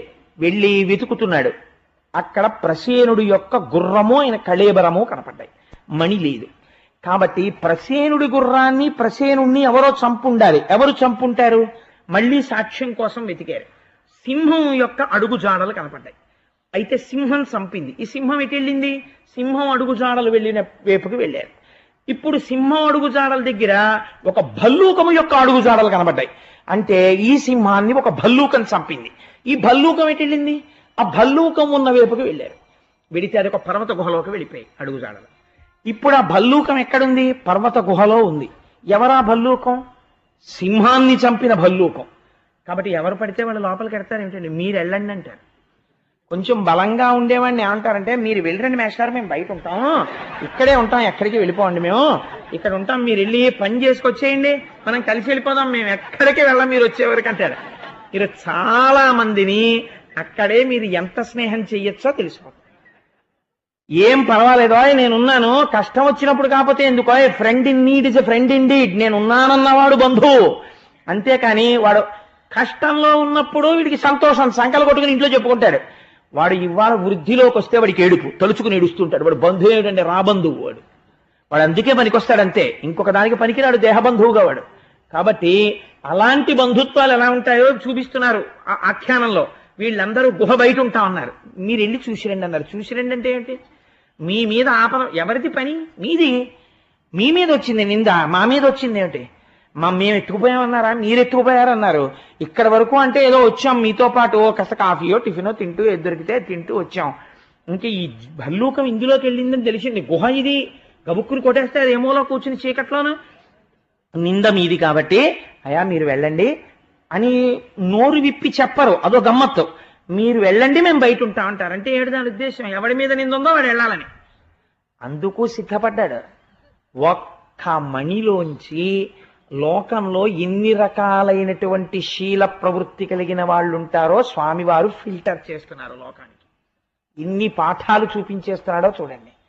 ఇప్పుడు ఈయన లోపలికి వెళ్ళి ఉయ్యాల మీద మణి వేలాడుతోంది. ఎవ్వరూ లేరు గుహలో. కాబట్టి పని అయిపోయింది, వచ్చింది, మణి తీసుకుపోవచ్చు. వెళ్ళి ఆ మణిని తీసుకున్నాడు. అక్కడ ఒక దాది ఉంది. ఆ దాది చూసింది, మణిని పట్టుకెళ్ళిపోతున్నారు ఎవరో అని పెద్ద కేకలేసింది. కేకలు వేసేటప్పటికి లోపల పడుకున్నటువంటి జాంబవంతుడు బయటికి వచ్చాడు. మణిని పట్టుకుపోతున్నాడు అన్నదే చెవిన వినపడింది తప్ప ఆకార స్వరూపముల చేత తన స్వామి అని గుర్తించలేక కలియబడ్డాడు. కలియబడితే లోపల కొన్ని రోజుల పాటు భయంకరమైన యుద్ధం జరుగుతోంది. వీళ్ళు ఏమన్నారు? మేము ఉంటాం మీరు వెళ్ళండి అన్న వాళ్ళు ఉన్నారు కదా. వీళ్ళు ఏమన్నారంటే లోపల ఒక అనుమానం ఒకటి మొదలవుతుంది. ఏమిటో తెలుసా అండి? లోపలికి వెళ్ళిన వాడు ఇన్నాళ్ళైనా రాలేదు, వాడు రావట్లేదు, అది వస్తే మనము ఉండం కదా. అందుకని ఎందుకు వచ్చింది? వాడు వెళ్ళి ఇంకా రాలేదని చెప్పేస్తే గొడవ వదిలిపోతుంది. వస్తే వస్తాడు, బయటకు వచ్చిన వాడు రాడేంటి ఊళ్ళోకి అని నచ్చ చెప్తారు. లోకం యొక్క తీరు ఎంత గమ్మత్తుగా ఉంటుందో చూడండి. కాబట్టి ఏం చేశారు? అందరూ కలిసి ఊళ్ళోకి వెళ్ళిపోయారు ద్వారక. వీళ్ళందరి కోసం ఆయన మధుర నుంచి ద్వారక తీసుకొచ్చాడు, ఒక్కళ్ళకి దెబ్బ తగలకుండా. ఆయన వచ్చే వరకు ఒక్కడు బయట కాపుండడు. ఇది విచిత్రం. కాబట్టి ఏం చేశారు అంటే వీళ్ళందరూ వెళ్ళిపోయారు ద్వారకకి. వెళ్ళిపోయి ఏం చేశారు అంటే వెళ్ళి అంతఃపురంలో ఉన్న వాళ్ళకి చెప్పారు, లోపలికి వెళ్ళాడండి, చాలా రోజులైంది బయటికి రాలేదు. కాబట్టి ఏమనుకుంటారు ఉన్నవాళ్ళు? వెంటనే ఒక ఆలోచనకు వచ్చేస్తారు, కృష్ణుడు శరీరమును వదిలిపెట్టాడు అని. ఇంకా ఒక చిన్న ఆశ, కృష్ణుడు బ్రతికున్నాడేమో. ఇది మీరు బాగా పట్టవలసినటువంటి రహస్యం ఒకటి ఉంది ఇక్కడ. ఇప్పుడు కృష్ణుడు ఏ స్థితిలో ఉన్నాడని ఆయన ఆత్మీయులు నమ్ముతున్నారు, ఆయనకి చెందిన జనం నమ్ముతున్నారు, నిజమైన వాళ్ళు, రుక్మిణి మొదలైన వాళ్ళు. ఆయన ప్రమాదమునందున్నాడు అని నమ్ముతున్నారు. ఇప్పుడు ఈ ప్రమాదము నుంచి ఎవరు ఉద్ధరిస్తారు? ఇప్పుడు రుక్మిణీదేవి అంతఃపుర జనం కలిసి ఎవరిని స్తోత్రం చేశారో తెలుసా అండి? దుర్గాదేవిని స్తోత్రం చేశారు. ప్రమాదం జాతకంలో ముంచుకొస్తుంటే ఉద్ధరించగలిగిన శక్తి ఈ లోకమునందు ఎవరికి ఉన్నది? దుర్గకే ఉన్నది. అందుకే కృష్ణావతార ఘట్టమంతా కృష్ణుడు దుర్గా పక్కపక్కన వెళ్ళిపోతుంటారు. మీకు ఎన్నో సందర్భాల్లో నేను చూపించా కృష్ణజననం దగ్గర నుంచి. ఇప్పుడు దుర్గా స్తోత్రం చేస్తున్నారు. అందుకే రేపటి రోజున గోవింద స్వామిని ఇక్కడ అభిషేకం చేసినప్పుడు దుర్గా సూక్తంతో కూడా అభిషేకం చేస్తారు ఆయనకి. ఆయన మించి దుర్గా సూక్తం జరుగుతుండగా మీరు పోసిన పాల వలన శక్తి కాదు, సుస్వరంతో సుబ్రహ్మణ్య శర్మ గారు ఇతర పండితులు కూర్చుని విద్వాంసులు చదువుతారు ఆ సూక్తాలు. ఆ రోజున అమలాపురం నుంచి ఘనాపాటీలు వస్తున్నారు. పరమాత్మకి వేదం అంటే ఇష్టం. ముందు సాయంకాలం ఒక అరగంట సేపు ఘనాపాటీలు కూర్చుని వేదం చదువుతారు. తర్వాత వారు అభిషేకం చేస్తారు. ఈ అభిషేక తీర్థాన్ని మీ అందరికీ ఇస్తారు. ఆ రోజు ఉదయం స్వామి రాగానే నైవేద్యం పెట్టి ఇవ్వడానికి పరమాన్నం కోసమని పాలు, పరమాన్న పదార్థములు, తిండి అని ఎందుకన్నావో తెలుసా అండి? గోవిందుడిగా అభిషేకం చేసినప్పుడు ఇంద్రుడు ఒక్కడే చేయలేదు. కామధేనువు పాలిచ్చింది, ఆకాశగంగ నీళ్లు తెచ్చారు. ఆయనని గోవిందా అని ఎవరో ఒక్కరు పిలిస్తే సరిపోదు. అందుకే అభిషేకం పూర్తయ్యాక తులసితో అర్చన జరుగుతున్నప్పుడు మనందరం కలిసి విష్ణు సహస్రం చెప్తాం. 12వ తారీఖు సాయంకాలం అందరం విష్ణు సహస్రం చెప్తుండగా ఆయన పాదాల మీద తులసి పడుతుంది. ఆయనకి అభిషేకం చేసిన తీర్థం అందరికీ ఇచ్చి పంపిస్తారు. ఆయనతో కలిసి నడిచి వస్తాం ఆ రోజు ఉదయం రథంలో. రథయాత్ర అంటే పరమాత్మతో కలిసి నడుచుట. ఆ రోజున ద్వారకలో ఆయన వెడుతున్నప్పుడు సాత్యకి మొదలైన వాళ్ళు ఎలా వెళ్ళారో అలా మనం కూడా ఒక్కసారి భాగవతం విన్నందుకు కృష్ణుడితో నడుస్తాం ఆ రోజున. దానికి ఒక పరమార్థం ఉండాలి. అందుకని చంద్రశేఖర పరమాచార్య స్వామి వంటి మహాపురుషుడి ఆశీర్వచనంతో ప్రతిష్ఠ జరిగిన మహాగణపతి దేవాలయం నుంచి అయ్యప్ప స్వామి దేవాలయం వరకు కృష్ణ పరమాత్మ రథంతో కలిసి వస్తాం. వచ్చి ప్రసాదం పుచ్చుకుని ఇంటికి వెళ్ళి సాయంకాలం వచ్చి మళ్ళీ అభిషేకం చూస్తాం. రూపాయి ఎవరు కట్టక్కర్లేదు. ఏమైనా ఇస్తే ఆ పాయసానికి పాలు అవి తీసుకొచ్చి ఉదయం 6 గంటలకు ఇవ్వడమే. నేను ఎందుకు ఈ విషయం మనవి చేశానంటే, ఇప్పుడు ప్రమాదము నుంచి ఎవరు గట్టెక్కించారు అంటే దుర్గమ్మని స్తోత్రం చెయ్యగానే ఆవిడ మాట్లాడింది. ఏమని మాట్లాడింది అంటే, కృష్ణుడు ప్రమాదమునందు లేడు, కృష్ణుడు వచ్చేస్తాడు, మీ అందరికీ త్వరలోనే ఆయన దర్శనం అవుతుంది, తొందరపడవద్దు అని చెప్పింది. ఆర్తి ఇక్కడుండి ప్రార్థన చేస్తే భగవంతుడు ఏదో ఒక రూపంతో పలికి తీరుతాడు. ఇప్పుడు ఈ మాట విని అంతఃపురంలో ఉన్న వాళ్ళందరూ సంతోషిస్తున్నారు. యుద్ధం చేశాడు చేశాడు చేశాడు డస్సిపోయి ఒంటిలోంచి రక్తం కారుతుండగా క్రింద పడిపోయాడు జాంబవంతుడు. ఇప్పుడు పడిపోయిన తర్వాత ఇంతటి నన్ను ఓడించిన వాడెవరు అని చూశాడు. ఇప్పుడు జ్ఞాపకానికి వచ్చింది, త్రేతాయుగంలో ఏ మహానుభావుడు, ఒక యుగం అయిపోయిందండి అప్పటికి, ఆ త్రేతాయుగంలో ఏ మహానుభావుణ్ణి మేమందరం సేవించక సముద్రమంతటిది దారిచ్చిందో, కోదండానికి బాణం సంధిస్తే ఎవరు లంకాపట్టణాన్ని చేరి అరివీర భయంకరుడై 10 తలల దశకంఠుణ్ణి పరిమార్చాడో ఆ మహానుభావుడు నాకు వరమిచ్చాడు కృష్ణావతారంలో కోరిక తీరుస్తానని. ఆ కృష్ణుడు ఆ రాముడు ఒక్కడే. నన్ను కన్న తండ్రి, నీతో కలిసి ఆ రోజు తిరిగాను, నా ముచ్చట ఇవాళ తీర్చావు, ఏమి సంతోషం అని ఆయన పాదాల మీద పడి స్తోత్రం చేశాడు. రామా, ఇవాళ కృష్ణుడిగా దర్శనం ఇచ్చావా నాకు అని. ఏం అదృష్టవంతుడండి జాంబవంతుడు, ఎవరుంటారు అటువంటి స్థితిని పొందిన వాళ్ళు అని స్తోత్రం చేసి పొంగిపోయి, రామా నేనేమివ్వగలను, మీరు ఇవాళ ఇక్కడికి వచ్చారు అంటే రామా అని నేను అన్నప్పుడు కృష్ణ అని మీరు అనుకోండి, నేను ఆనందంలో రామా అనేస్తున్నాను కాబట్టి కృష్ణ మీరు వచ్చారు, పరమ సంతోషం, కాబట్టి శమంతకమణిని మీరు స్వీకరించండి. ఈ మణితో పాటు నాకు ఒక కుమార్తె ఉన్నది జాంబవతి అని, ఆ కుమార్తెను కూడా మీరు స్వీకరించి పాణిగ్రహణం చెయ్యండి, కృష్ణ పరమాత్మకి మామగారినయ్యాను అని సంతోషిస్తానని జాంబవతినిచ్చి వివాహం చేసి శమంతకమణినిచ్చి పంపించారు.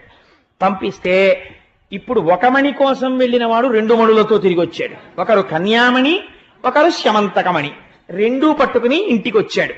ఇంటికొచ్చి బలరాముడు మొదలైన వాళ్ళందరితో సభ చేసి ఆ సత్రాజిత్తుని పిలిచి అందరూ చూస్తుండగా అక్కడ తీసుకొచ్చి, నేను అపహరించాను, నేను తీసుకెళ్లానని ఆ రోజున అన్నావు, ఇదిగో జాంబవంతుడు తీసుకెళ్లాడు, ఆ మణి ఆ రోజున అలా వెళ్ళిపోయింది, ఇదిగో ఈ మణి తీసేసుకో అని సత్రాజిత్తుకి శమంతకమణినిచ్చి పంపించేశాడు.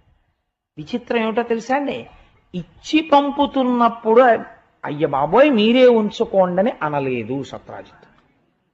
చక్కగా పట్టుకుని ఇంటికి వెళ్ళిపోయిన కొన్నాళ్ళకి కనపడ్డ వాళ్ళందరూ ఓ మాట మొదలెట్టారు. ఇన్ని మాటలు అనేవాడివయ్యా, ఆ టైంలో అస్తమానం కృష్ణుడు ఎత్తుకుపోయాడు అనేవాడివి, ఇంట్లోనే పెట్టుకున్నావా, మళ్ళీ జాగ్రత్తగా పెట్టుకుంటున్నావా, ఇప్పటికైనా మళ్ళీ వేటకెళ్ళేవాడికి వాడికి ఇవ్వకే సలహా చెప్పేవాళ్ళు ఎంతమంది ఉంటారో. అసలు ముందు అన్నిటికన్నా ఇబ్బంది ఎందుకు వస్తుందో తెలుసా అండి, అనారోగ్యం వస్తే అనారోగ్యం వల్ల ఇబ్బంది కాదు, సలహా చెప్పేవాళ్ళ వల్ల ఇబ్బంది. అసలు ఇప్పుడైతే ప్రపంచంలో ఇంకా కొత్త ఇబ్బందులు కూడా వచ్చేసాయి. ఎవడైనా నేరకపోయి హాస్పిటల్కి వెళ్ళాడో, బయట ఎన్ని రకాలైన విచిత్రమైనటువంటి విషయాలు. అసలు ఆ వెళ్ళినటువంటి వాడి విశ్వాసాన్ని ఆ అవకాశాన్ని ఆసరా తీసుకుని విశ్వాసాన్ని దెబ్బ కొట్టేవాళ్ళు కూడా ఉంటారు. అంతంత విచిత్రమైనవి. అలా చెయ్యొచ్చా చేయకూడదా అన్న యుక్తాయుక్త విచక్షణ కూడా పోయింది ప్రపంచంలో. ఆ స్థితికి వచ్చేసింది ఇవాళ. కాబట్టి మీరు ప్రాజ్ఞులు గ్రహించే ఉంటారు. కాబట్టి ఆ మహానుభావుడు అనారోగ్యం వస్తే సలహా చెప్పేవాడు ఉంటాడు, ఆపద గట్టెక్కిన తర్వాత ఈ మాట మీరు అలా చేయకండి అని చెప్పేవాళ్ళు చాలా మంది ఉంటారు, గజేంద్రుడికి షేక్ హ్యాండ్ ఇచ్చిన ఏనుగుల్లాగా. కాబట్టి వీళ్ళందరూ ఏం చేశారు అంటే గబగబా వచ్చి సలహాలు మొదలెట్టారు. ఈ మాట వేటకి వెళ్ళినప్పుడు మీ తమ్ముడని వాడని వీడని మణులేకండి, ఎంత పాపం మూట కట్టుకున్నారో, మహానుభావుడు పుట్టినప్పటి నుంచి పూతన్ని చంపాడు, శకటాసురుని చంపాడు, ఆయన కర్మ మీ మణి ఆయనకి ఎందుకు వచ్చిందండి అని ఇంతమంది చెప్పగా ఒక పశ్చాత్తాపం బయలుదేరింది సత్రాజిత్తుకి. పశ్చాత్తాపంతో ఒక చిత్రమైన మాట అన్నాడు, మితభాషిత్వము మానియే లహరపై మిథ్యాభియోగంబు చేసితి. ఈ పద్యాలండి బాగా చదివి బాగా అర్థం చేసుకోవాలి. మితభాషిత్వము మాని, తొందరబడి మాట్లాడేశాను ఇంట్లో వస్తూ కనపడకపోగానే. ఆనాడు ఎందుకు నిగ్రహించుకోలేకపోయాను ఆ మణి దొరికే వరకు? మితభాషిత్వము మాని ఏల హరిపై మిథ్యాభియోగంబు చేసితి. కృష్ణుడు ఎత్తుకుపోయాడు, కృష్ణుడు ఎత్తుకుపోయాడు, కృష్ణుడు ఎత్తుకుపోయాడు అని అనవసరంగా అన్నానే, పాపం ఆయన మీద నేరం పెట్టానే. పాపాత్ముడా, అర్ధలోభుడను, దుశ్చిత్తుండా, మత్తుండా, దుర్మతి, ఈ దేహము కాల్చనే. ఏ స్థితికి వచ్చాడో చూడండి. ఏ మణిని ఇవ్వనన్నాడో ఆయన ఏమంటున్నాడంటే, నా అంత అర్ధలోభుడు ఎక్కడుంటాడు? అంత కష్టపడి మణి తెచ్చి నాకు ఇచ్చేశాడు. కృష్ణ మీరు ఉంచండి అని నేను అనలేకపోయాను. మళ్ళీ అర్ధలోభంతో దీన్ని తెచ్చాను. నేను దుర్మతిని, ఎందుకు ఏం చేసుకుంటాను ఇవన్నీ? ఆఖరికి బంగారం అంతా ఆ ప్రసేనుడు వెళ్ళిపోయినాడు. ఏం చేస్తుంది ఈ బంగారం నన్ను? ఎందుకు ఈ దేహం, ఎందుకు ఈ తాపత్రయం? కాల్చని, దీన్ని కాల్చడానికి ఆ పనికొచ్చేది. దురితమే మార్గంబున బాయు, ఈ చేసినటువంటి పాప చింతన దేని వల్ల పోతుంది? అందుకే చంద్రశేఖర పరమాచార్య స్వామి తరచు చెప్పేవారు, మనిషికి మాట గొప్పది, దుర్వినియోగం చెయ్యకండి అంటుండేవారు. కాబట్టి దురితమే మార్గంబునన్ బాయు, ఏ గతి కంసారి ప్రసన్నుడై మనుచునన్ కారుణ్య భావంబునన్. ఆ కంసుణ్ణి సంహరించినటువంటి కృష్ణ పరమాత్మ నా యందు ఏ కారణం చేత మళ్ళీ కారుణ్య బుద్ధిని పొందుతాడు, నన్ను ఎలా ఆదరిస్తాడు అని ఆలోచించి ఒక విషయం జ్ఞాపకానికి వచ్చింది. జాంబవంతుడు ఏం చేశాడో అదే నేను చేస్తే పోలా అనుకున్నాడు. ఇంట్లో పెళ్ళీడికి వచ్చిన పెళ్ళి ఉంది సత్యభామ. సత్యభామ మీద అప్పటికి చాలా మంది కళ్ళున్నాయి. అందులో ప్రధానమైన కన్నున్నవాడు శతధన్వుడు. ఎందుకని? సత్యభామ రాజనీతజ్ఞురాలు, యుద్ధనీతజ్ఞురాలు. ఆవిడికి ఎన్నో విద్యలు తెలుసు. అన్నిటినీ మించి గొప్ప సౌందర్యాతిశయము కలిగినటువంటి స్త్రీ.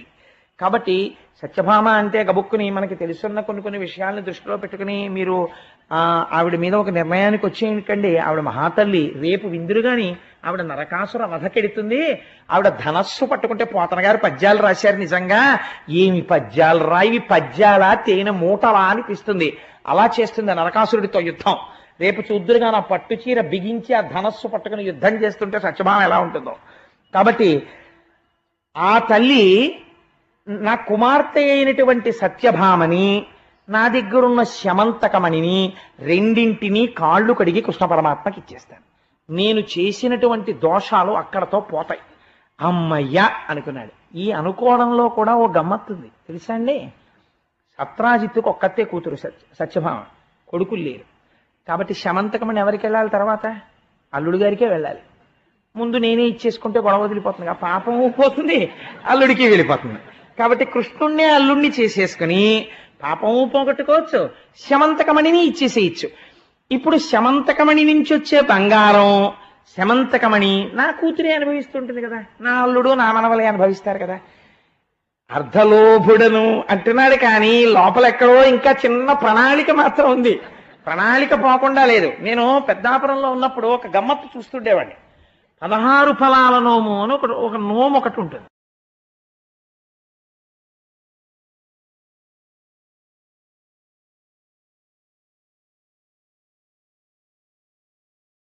ఎక్కడో ఒక మహానుభావుడు నిజంగా 16 ఫలాల నోము చేయిద్దామని చెప్పి భార్యకి అదేదో అమ్మవారి ఊరు నూకాలమ్మ తల్లి జాతర ప్రతి సంవత్సరం వెడుతుంటాను నేను. ఆ కాండ్రకోట నుంచి పెద్ద పనసపళ్ళు ఒంటెద్దు బండిలో వేసి తెచ్చుకుని తన భార్యతో 16 ఫలాల నోము చేయిద్దామనుకుని సంకల్పం చేయగానే, అంటే ఒక ఉదాహరణకి చెప్తున్నాను, ఒక ఆవిడంది, అయ్యో బయట బ్రాహ్మణ్ని పిలిచి ఇచ్చేకయ్యా, మనకి తెలుసున్న ఒక ఆయన ఉన్నాడు, ఆయనకి దానం చేసేస్తే అతను పాపం అంత డబ్బున్నవాడేం కాదు, మేము 16 రూపాయలు ఇచ్చి పండుకో రూపాయికి ఆవిడ కొనేసుకుంటుంది. 16 రూపాయలకి మా కోడలు కొనుక్కుంటుంది, కొనుక్కుని మా కోడలు చేసేసుకుంటుంది 16 ఫలాల్లోమో. ఈ కోడలు దానం చేసేసాక 16 రూపాయలు ఇచ్చి మళ్ళీ ఆయన అవుతాయి. అప్పుడు మా చిన్న కోడలు 16 రూపాయలు ఇచ్చి పుచ్చుకుని మళ్ళీ చేసేసుకుంటుంది. ఇలా 16 రూపాయలు ఇచ్చి 350 మంది చేసేస్తారు. వెర్రేడెవడు? మొదట కొనుక్కు తెచ్చినవాడు అవడే. ఎంత చిత్రం, 10 రూపాయలకి బేరం ఆడుకున్న ఆటో ఎక్కాక కనపడ్డ సర్వీస్ టికెట్లు అన్ని 3 రూపాయలకి ఎక్కి కూర్చున్నట్టు. 10 రూపాయలు ఇచ్చేవాడు మోట ఎక్కిన వాడు వాడే, మిగిలిన వాళ్ళందరూ 3 రూపాయలకి ఎన్ని రూట్లో ఎక్కేస్తారు. అలా ఇది అయ్యో మనం ఒక నోము చేస్తున్నాం, ఇలా చెయ్యొచ్చా, దీనికి ఫలితం ఉంటుందా, వాడెవడో తెచ్చి దానం చేయడం ఏమిటి, మనమేమో 16 రూపాయలు ఇచ్చి కొనేసుకుని మళ్ళీ దానం ఎందుకు ఈ మోసం, ఎందుకు ఈ టక్కరతనం, ఎందుకు ఈ వక్ర తెలివితేటలు, ఈశ్వరుడు ఇచ్చినప్పుడు చేద్దాం మనం దానం అని అనలేడు. ఎంత ప్రణాళికలో దిక్కుమాలిన నోముల దగ్గర కూడా చాలా ఆశ్చర్యంగా ఉంటుంది. గోదానం అంటాడు, దశదానాలు చేస్తున్నామండి, దశదానాలు చేస్తున్నామని. పోనీ దశదానాల్లో గోవు ఎదురా గోవు అన్నారు అనుకోండి, గోవు ఏంటంటే 11 రూపాయలు, 11 రూపాయలకు ఆవు తోకలో వెంట్రుక పట్టడం రాదు. కానీ వీడు 11 రూపాయలతో ఆవును దానం చేస్తాట. వీడికి 1 కోటి రూపాయలు ఇచ్చిన నాన్నగారు ఆ ఆవుతో కట్టుకుని వైతరిని దాటేట. ఎవరి నమ్మమన్నాడు ఈ కొడుకుని, ఉన్నప్పుడు చేసుకోక గోదానం హాయిగాను, చేసుకోకపోతే ఇదిగో ఇలాగే ఉంటాయి ఈ వెర్రి తెలివితేటలు. అక్కడి నుంచి బయలుదేరాయి. సత్రాజిత్తు దగ్గర కూడా ఈ ప్రణాళిక ఎక్కడో ఉంది. ఈ మాట కృష్ణుడు బయటెట్టాడు ఒక స్థితిలో. కాబట్టి ఏమైంది అంటే తాను చేసుకున్నది ఏదో తనకి దక్కుతుంది, ఆ తర్వాత ఎవడో చేస్తాడనుకున్నది వాడు చేశాడో చేయలేదో ఎవడికి తెలుసు. కాబట్టి అందుకని మణిని పిల్లని కూడా ఇచ్చేస్తాను అన్నాడు. అని ఆయన దగ్గరికి వెళ్ళి కృష్ణ పరమాత్మకి ఒక మాట చెప్పాడు. మణిని కూతునిచ్చి మాధవు పదముల పట్టుకొంటి నేని బ్రతుకు కలదు, సంతసించునతుడు సదపాయమగునిది సత్యమితర వృత్తి చక్కబడదు. ఆయన కాళ్ళు పట్టుకుని కన్యాదానం స్వీకరించవయ్యా, మణిదానం స్వీకరించవయ్యా, నేను గట్టిగా కాళ్ళు అట్టుకుంటే తప్పకుండా ఒప్పుకుంటాడు. కన్యాదానం చేస్తూ ఈ మణి కూడా ఇచ్చేస్తాను. అల్లుడు కదా ఇచ్చేసుకుంటాడు. ఒక్కొక్కళ్ళకి ఒక్కొక్క వెర్రి ఉంటుంది. మేమేమిచ్చినా పుచ్చుకుంటాడు అల్లుడు అనుకుంటాడు. అల్లుడికి చాలా సంస్కృతి సంప్రదాయం ఉన్నవాడు, అలా పుచ్చుకునే వెర్రేడేం గాడు వాడని తెలియదు వాళ్ళకి. తెలియక దేనికోసం అర్రులు చచ్చేవాడు అల్లుడు అనుకుంటుంటారు. కాబట్టి ఆ వచ్చినటువంటి వాడికి శమంతకమణిని కూడా ఇస్తే పుచ్చేసుకుంటాడు అనుకున్నాడు ఆయన. ఆయన పరమాత్మ, ఆయనకి అలా ఈయన బుద్ధి ఆయన కనిపెట్టగలడని తెలుసుకోలేకపోతున్నాడు సత్రాజిత్ ఇంకా. కాబట్టి ఏం చేశాడు, మనపూర్వకంగా ఇచ్చినదైతే ఎందుకు పుచ్చుకోడండి, సత్యభావని పుచ్చుకున్నవాడు శమంతకమణిని పుచ్చుకోడు. ఆయన అన్నాడు, తీరా కన్యాదానం చేసేటప్పుడు కాళ్ళు కడిగించుకుని పిల్లమెళ్ళలో తాళి కట్టేశాక పెద్ద పెట్టోటి తీసి పట్టుకొచ్చి అల్లుడు గారు పుచ్చుకోండి అన్నాడు. నీ ఆలోచన నాకు తెలుసు అనుకుని కృష్ణుడు అన్నాడు, మణి ఇచ్చినాడు వాసరమణి నీకును మాకు కలవు మణులు, కుమారీమణి చాలునంచు కృష్ణుడు మణి సత్రాజిత్తునకు మరలగనిచ్చెన్. ఆయన అన్నాడు, మణులు నీకు ఉన్నాయి మాకు ఉన్నాయి, ఇంతకు ముందోసారి అడిగాను నువ్వు చెప్పావు చాలే అనుకుని మనసులో, ఇప్పుడు నువ్వు పట్టుకొచ్చి మాకు ఇస్తానన్నమణి కన్యామణి ఆమెని స్వీకరించాం. ఇలాంటి మణులు మీకు ఉన్నాయి మాకు ఉన్నాయి, మాకు అక్కర్లేదండి, మణి మీరు ఉంచుకోండి అని ఇచ్చేసాడు.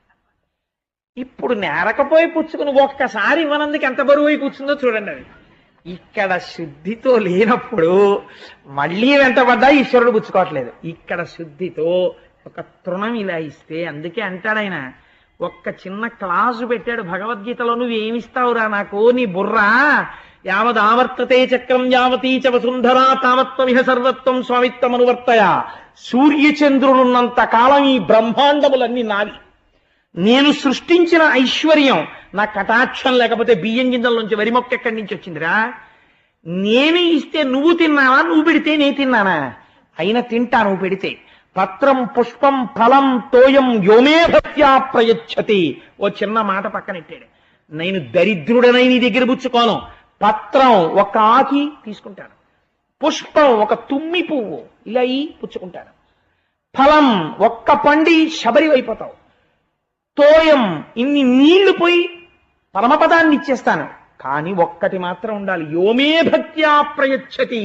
ఈశ్వర, ఇది నువ్వు నాకిచ్చింది నీకిస్తున్నాను, నేను నీకివ్వట్లేదని ఇలా వంచి తల పొంగిపోతాను. ఇలా ఎత్తి నేనిస్తున్నానని ఇస్తే ఓరి నాయనోయ్ ఎంత అల్లర్రోయ్ అనుకోవలసి వస్తుంది నేనంటాడు పరమాత్మ.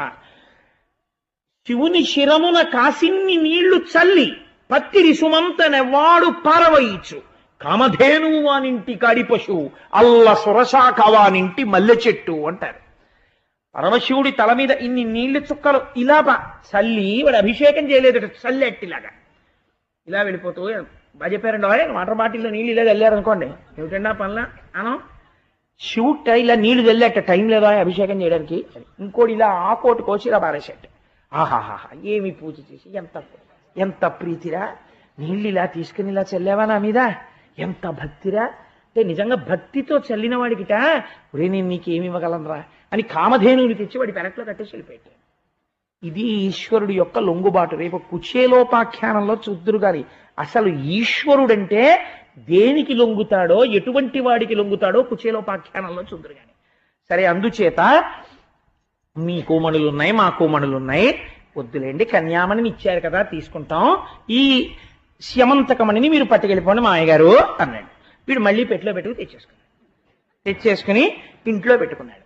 కొన్నాళ్ళు అయిపోయింది. అయిపోయిన తర్వాత ఎన్ని విచిత్రాలండి, ఒక్క శమంతకోపాఖ్యానం ఎన్ని మలుపులు తిరిగిపోయిందో. కృష్ణ పరమాత్మ ఇంద్రప్రస్థానికి వెళ్ళారు. ధర్మరాజాదులని ఒకసారి చూసొద్దామని. ఎందుకు ఎడతారు అస్తమానం ఇంద్రప్రస్థానికి అంటే వాళ్ళు ఎప్పుడూ కృష్ణుణ్ణే తలుచుకుంటుంటారు. అందుకని అస్తమానం ఇంద్రప్రస్థానికి ఎడతారు.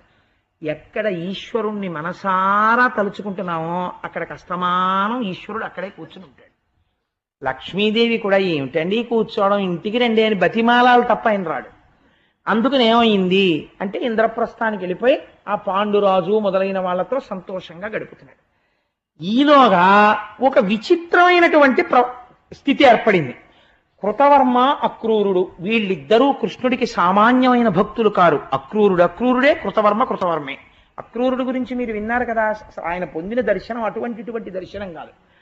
ఈ అక్రూరుడు కృతవర్మ కలిసి ఒక రోజున శతధన్వుణ్ణి పిలిచారు. కృష్ణుడు లేడు ఊళ్ళో, ఇంద్రప్రస్థానికి వెళ్ళాడు. ఏమాయ్ నీకు జ్ఞాపకం ఉందా, సత్రాజిత్తు సత్యభామని నీకిచ్చి పెళ్లి చేద్దాం అనుకునేవాడు.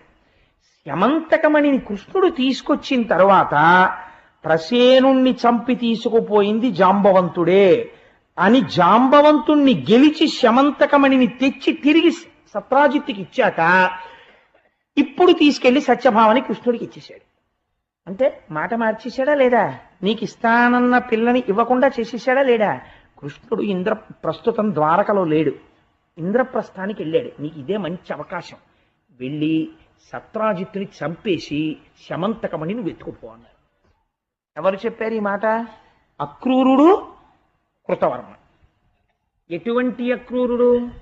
అంతటి మహాభాగవతుడు ఈ మాట చెప్పాడు. రాసేటప్పుడు వ్యాసుడు కాని పోతన కాని నిర్మోహమాటం, జరిగింది జరిగినట్టే రాసేస్తారు. అక్రూరుడు కదా ఇలా రాస్తే బాగుంటుందా అని ఇలా ఏం వేళ్లు విరుచుకోరు గంటాలు పక్కనెట్టి. ఇప్పుడు అక్రూరుడి మాట నమ్మి ఉన్నవాడు ఉన్న పలంగా శతధన్వుడు సత్రాజిత్ అంతఃపురానికి వెళ్ళాడు.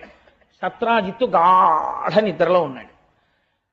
నిద్రపోతున్నవాడిని చంపకూడదు అన్న నియమం కూడా పాటించకుండా ఆ నిద్రపోతున్న వాడి కుత్తుకు కోసేస్తుంటే వాడు పెద్ద కేకలేశాడు పాపం సత్రాజిత్తు. ఆ కేకలు వేస్తుంటే అంతఃపురకాంతలందరూ పరిగెత్తుకొచ్చారు. అయ్యో అయ్యో అయ్యో అలా చంపకని. చంపేసి పూజామందిరంలోకి వెళ్ళి శమంతకమణికి గుర్రం ఎక్కి పారిపోయాడు శతధన్వుడు. పారిపోయి ఎవరి దగ్గరికి వచ్చాడు? ముందు కృతవర్మ దగ్గరికి వచ్చాడు. వచ్చి నువ్వు చెప్పినట్టే చంపేశాను సత్రాజిత్తుని, ఇప్పుడు ఏం చెయ్యను అన్నాడు. అంటే ఇప్పుడు మన ఇద్దరం కలిసి ఏం చేద్దాం తర్వాత, నువ్వు చెప్పావు కదా నేను చేసేసానన్నాడు. ఇప్పుడు ఏం చెయ్యాలో సలహా చెప్పు, నాకు ఉపకారం చేయను అంటే కృతవర్మ అన్నాడు, అక్కట రామకృష్ణులు మహాత్ములు వారలకెగ్గుసేయగా ఇక్కడ ఎవ్వడోపు వినుమేర్పడ కంసుడు బంధుయుక్తుడై చిక్కడే మున్ను మాగధుడు సేనలతో 17 తోయముల్ దిక్కుల పారడే మనకు దృష్టము వారల లవు వింతయే అన్నాడు.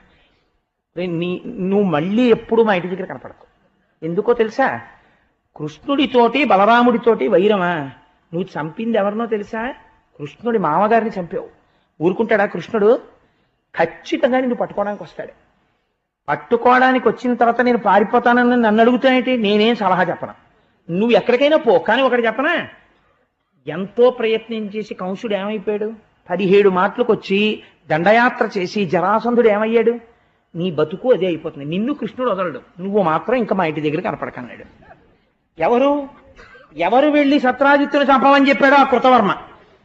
తెల్లబోయి శతధన్వుడు ఇంత మహాభక్తుడు అనుకున్నాను, ఇంత తేలిగ్గా మాట తప్పేశాడని పరిగెత్తుకుంటూ అక్రూరుడి ఇంటికి వెళ్ళాడు. అక్రూరా ఆ సత్రాజిత్తుని చంపేశాను, శమంతకమణిని తీసుకొచ్చాను, మీ ఇంట్లో శమంతకమణి పెట్టుకో, అది బంగారం పెడుతుంది, నువ్వు ఉంచుకో, నేను మన ఇద్దరం కలిసి పారిపోదాం ఎక్కడికైనా, నాకు ఏదైనా మార్గం చెప్పు కృష్ణుడికి దొరకకుండా అన్నాడు.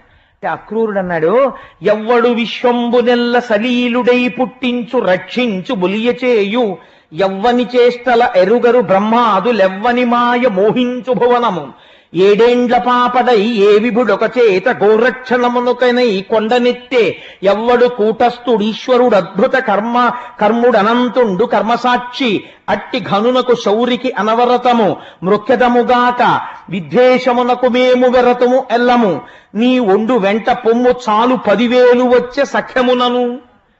ఆయన అన్నాడు, నీకు నీ స్నేహానికి నా స్నేహానికి 10,000 సంవత్సరాలు ఉన్నట్టేరా బాబు, ఇంకా నీతో నాకేమి పని లేదు. ఎందుకో తెలుసా, ఏ మహానుభావుడు లోకాల్ని పుట్టిస్తున్నాడో, లోకాల్ని నిలబెడుతున్నాడో, లోకాల్ని లయం చేస్తున్నాడో, ఏ మహానుభావుడు 7 సంవత్సరాల వయస్సులో కొండనెత్తి 7 రోజులు మోశాడో, ఏ మహానుభావుడు కూటస్థుడో ఈశ్వరుడో అద్భుతమైనటువంటి కర్మములు కలిగినటువంటి వాడో, అటువంటి కృష్ణ పరమాత్మతో వైరం పెట్టుకుని పారిపోతావా? ఎక్కడికి పారిపోతావు?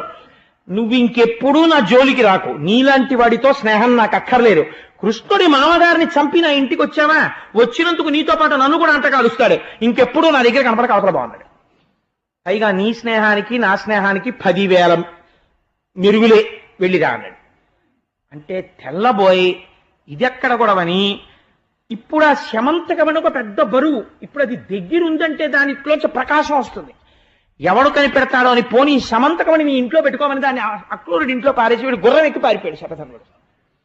ఈలోగా చచ్చిపోయినటువంటి సత్రాజిత్తుకి కొడుకులు లేరు, సత్యభామం ఒక్కతే కూతురు. అందుకని ఆవిడ తండ్రి యొక్క పార్థివ శరీరాన్ని చూడ్డానికి వెళ్ళింది. అంతఃపుర కాంతలందరూ తల్లులు చెప్పారు, శతధన్వుడే చంపేశాడమ్మా నీ తండ్రిని అని. ఇప్పుడు ఎవరు చెయ్యాలి అంత్యక్రియలు? దౌహిత్రులు చెయ్యాలి, తన కొడుకులు చెయ్యాలి. అందుకని అల్లుడు గారు రావాలి. కాబట్టి ఇప్పుడు ఈ శరీరాన్ని తీసుకెళ్లి తైలద్రోణిలో పెట్టారు. ఎందుకని? కృష్ణుడు రావాలి. అందుకని ఇంద్రప్రస్థానికి కబురు చేశారు. కబురు చేస్తే మహానుభావుడు కృష్ణుడు గబగబా వచ్చాడు. వచ్చి ఈ తైలద్రోణిలో ఉన్నటువంటి శరీరానికి అంత్యేష్టి సంస్కారం చేసేశారు. దేనివల్ల చచ్చిపోయాడు? ఆఖరికి ఆ శమంతకమణికే చచ్చిపోయాడు. చనిపోతే అంత్యక్రియలు చేసేసి కృష్ణ పరమాత్మ ఎవరు చంపారు వీణ్ణిలాగా అని అడిగారు. అడిగితే అదిగో ఆ శతధన్వుడు చంపేశాడు అన్నాడు. ఆ శతధన్వుడు ఎక్కడున్నా పట్టుకుని చంపేస్తానని ప్రతిజ్ఞ చేసి కృష్ణుడు గుర్రం మీద బయలుదేరాడు, బలరాముడు బయలుదేరాడు. బలరామకృష్ణులు ఇద్దరూ తనని తరువుకొస్తున్నారని తెలిసి శతధన్వుడు పరిగెడుతున్నాడు గుర్రం ఎక్కి. ఈ వెనక తరువుకొస్తుంటే మిథిలా నగరం వరకు వెళ్ళిపోయాడు. మిథిలా నగరం వరకు వెళ్ళిపోయిన తర్వాత తన చక్రాన్ని ప్రయోగించాడు కృష్ణ పరమాత్మ. సుధన్వుడు ఆ శతధన్వుడు మరణించి గుర్రం మించి కింద పడిపోయాడు.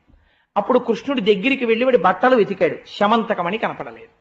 అన్నయ్య శమంతకమణి కనపడలేదు, కానీ ఈ శతధన్వుడిని మాత్రం చంపేశాను అన్నాడు. అంటే బలరాముడు అన్నాడు, పోన్లే వీడు ఖచ్చితంగా వీడికి బాగా స్నేహితులైన వాళ్ళ ఇంట్లోనే పెడతాడు ఆ శమంతకమణి.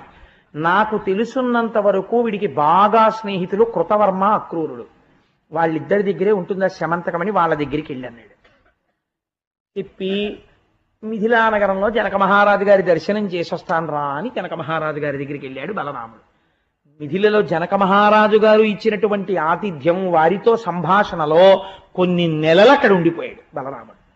బలరాముడు అక్కడ ఉండిపోతే ఇంతటి మహానుభావుడు మిథిలిలో ఉన్నాడు, పక్కన కృష్ణుడు లేడు. ఇదే సమయం గదాయుద్ధం ఆయన దగ్గర నేర్చుకోవాలని దుర్యోధనుడు మిథిల వెళ్ళాడు. వెళ్ళి అప్పుడే బలరాముడి దగ్గర నేర్చుకున్నాడు గదాయుద్ధం అంతా గురువు గారిని చేసుకుని. మిథిలలో బలరాముడు ఉండడం ఎవరికి పనికి వచ్చిందంటే దుర్యోధనుడికి పనికి వచ్చింది గదాయుద్ధం నేర్చుకోవడానికి. ఈలోగా కృష్ణ పరమాత్మ తిరిగి ద్వారకానగరానికి వచ్చారు. ఆ మాట ఈ మాటగా తెలిసిపోయింది. బలరాముడు అనుమానిస్తున్నాడు, అక్రూరుడి ఇంట్లో కానీ కృతవర్మ ఇంట్లో కానీ శమంతకమణి ఉన్నది అని కృష్ణుడికి తెలిసిపోయింది అని. ఏపో ఎల్లుండో కృష్ణుడు తప్పకుండా అక్రూరా నువ్వు శమంతకమణి తీశావా లేదా అని అడుగుతాడు అని శమంతకమణి పుచ్చుకొని అక్రూరుడు ఊరు విడిచిపెట్టి వెళ్ళిపోయాడు. ఇలా జరుగుతుంది అని మీరు ఊహిస్తారా అక్రూరుడి విషయంలో? అలా ఎందుకు చేశాడండి అక్రూరుడు? మీరు ఈ కథ చెప్పి వెళ్ళిపోయారనుకోండి, మా అందరికీ నిద్ర లేకపోతే ఆ పాపం మిమ్మల్ని చుట్టుకుంటుంది కదా, మరి మీరు ఇది పూర్తి చెయ్యొద్దా? ఎందుకు అలా చేశాడు అసలు అన్నది మీరు ఇక్కడ చాలా గుప్తమైన రహస్యం ఒకటి తెలుసుకోవాలి. ఈ రహస్యం తెలుసుకోవాలంటే నేను రామాయణం అయోధ్యకాండలో ఒక సంఘటన మీకు చెప్తే మీరు తొందరగా పట్టుకుంటారు. నేను మీకు ఒక సంఘటన చెప్పి ఇది చెప్తాను, మీరు దాన్ని చక్కగా అన్వయం చేసేసుకుంటారు. అరణ్యవాసానికి రామచంద్రమూర్తి వెళ్ళిపోవడానికి కైకమ్మ కోర్కెలు కోరినప్పుడు భరతుడు కాని శత్రుఘ్నుడు కాని అయోధ్యలో లేరు. మందర మాటలు చెప్పింది, కైకమ్మ వరాలు అడిగింది. అడిగితే రాముడు అరణ్యవాసానికి వెళ్ళిపోయాడు. అరణ్యవాసానికి వెళ్ళిపోయిన తర్వాత భరతుడు వచ్చాడు మేనమామ గారి ఇంటి నుంచి. మీరు విన్నారు కదా రామాయణం. ఒక రోజున వీళ్ళిద్దరూ ఇలాంటి సమయంలో ఇటువంటి చీకటి పడుతుండగా అంతఃపురం గోడ దగ్గర కూర్చుని ఏడుస్తున్నారు భరత శత్రుఘ్నులు. ఎంత బాధ కలిగింది! మహానుభావుడు ధర్మమూర్తి రాముడు అరణ్యవాసంలో ఉన్నాడు, మనం ఇలా ఉండిపోయాము, మా అమ్మ ఎందుకు అడిగింది ఈ వరాలని. ఇంత మంచి సలహా ఇచ్చినందుకు మందరకి కైకమ్మ దాని గూనికి బంగారు తొడుగు చేయించింది. అదేదో పెద్ద సింహతలాటంలాగా గూనికి బంగారం తొడిగి ఎట్టుకుని మెట్లు దిగుతోంది ఆ మందర. దిగుతూ ఉంటే శత్రుఘ్నుడు చూశాడు. అన్నయ్యా అన్నయ్యా, ఇదిగో ఇదేరా మన ఇక్ష్వాకు వంశానికి చిచ్చు పెట్టింది, ఇదే మన అమ్మకి వెళ్ళి చెప్పిందిట, అందుకని దీన్ని చంపేస్తాను రా అన్నయ్య అన్నాడు. అని పరిగెత్తుకెళ్ళి దాన్ని జుత్తట్టుకున్నాడు. పట్టుకునేటప్పటికీ పండిపోయినటువంటి పళ్ళు కొమ్మదులిపితే రాలిపోయినట్టు అది ఏడి చట్టు ఇటు పరిగెడుతుంటే పెట్టుకున్న ఆభరణాలన్నీ కింద పడిపోయాయి. దాన్ని పట్టుకుని కత్తి తీసి పొడి చేయిపోయాడు. భరతుడు అన్నాడు ఆగన్నాడు. అన్నాడు శత్రుఘ్నుడు. రాజ్యం మందర వల్ల పోయిందని తెలుసున్న రాముడే చంపలేదే మందర్ని, రాముడి వెంట ఉన్న లక్ష్మణుడు చంపలేదే, రాముడి ఆజ్ఞ లేకుండా మనం మందరిని చంపితే నేను చెయ్యని పని చేయగలిగినంత మొనగాళ్ళ మీరని రాముడు రేపు పొద్దున్న మన అడిగి దూరం పెడితే అందుకుని వదిలేయన్నాడు. ఏమి నీతి చూడండి భరత శత్రుఘ్నుంది. వదిలిపెట్టేశాడు భరత శత్రుఘ్నుడు మందర్ని. అక్రూరుడి విషయంలో భక్తి మోతాదు ఎక్కువైపోయి ఒక పొరపాటు జరిగింది. అక్రూరుడు కృతవర్మకి కడుపులో ఒక బాధ ఉంది. ఈ సత్రాజిత్తు మా కృష్ణుడి మీద నిందలు వేశాడు. శమంతకమణిని కృష్ణుడే ఎత్తుకుపోయాడు, కృష్ణుడే ఎత్తుకుపోయాడు, కృష్ణుడే ఎత్తుకుపోయాడని వాడు ఆయన ప్రచారం చేస్తున్న రోజుల్లో వీళ్ళ మనస్సు దహించుకుపోతుండేది. మా పరమాత్మ మీద వీళ్ళు ఇన్ని నిందలు వేస్తారా, ఇంత తప్పు మాటలు మాట్లాడతారా అని కడుపులో ఆగ్రహాన్ని పెంచేసుకుని ఉన్నారు. ఒకానొకనాడు శమంతకమణి దొరికింది. సత్యభామని పట్టుకెళ్ళి ఇచ్చేశారు. కృష్ణుడు మర్చిపోయాడు వైరాన్ని. మరిచిపోయి మామగారిగా సత్రాజిత్తుని స్వీకరించాడు. శమంతకమణిని తీసుకోలేదు. కానీ ఇన్ని మాటలన్నాడు మా కృష్ణుణ్ణి అన్న మంట మాత్రం కడుపులో పెట్టుకున్నారు. భరత శత్రుఘ్నుల్లా ప్రవర్తించలేకపోయారు. ప్రవర్తించలేక కొంచెం అతి చనువు చేసి ఎలాగైనా ఈ సత్రాజిత్తుని చంపించాలని శతధన్వుడిని రెచ్చగొట్టారు. కృష్ణుడు లేని సమయం చూసి.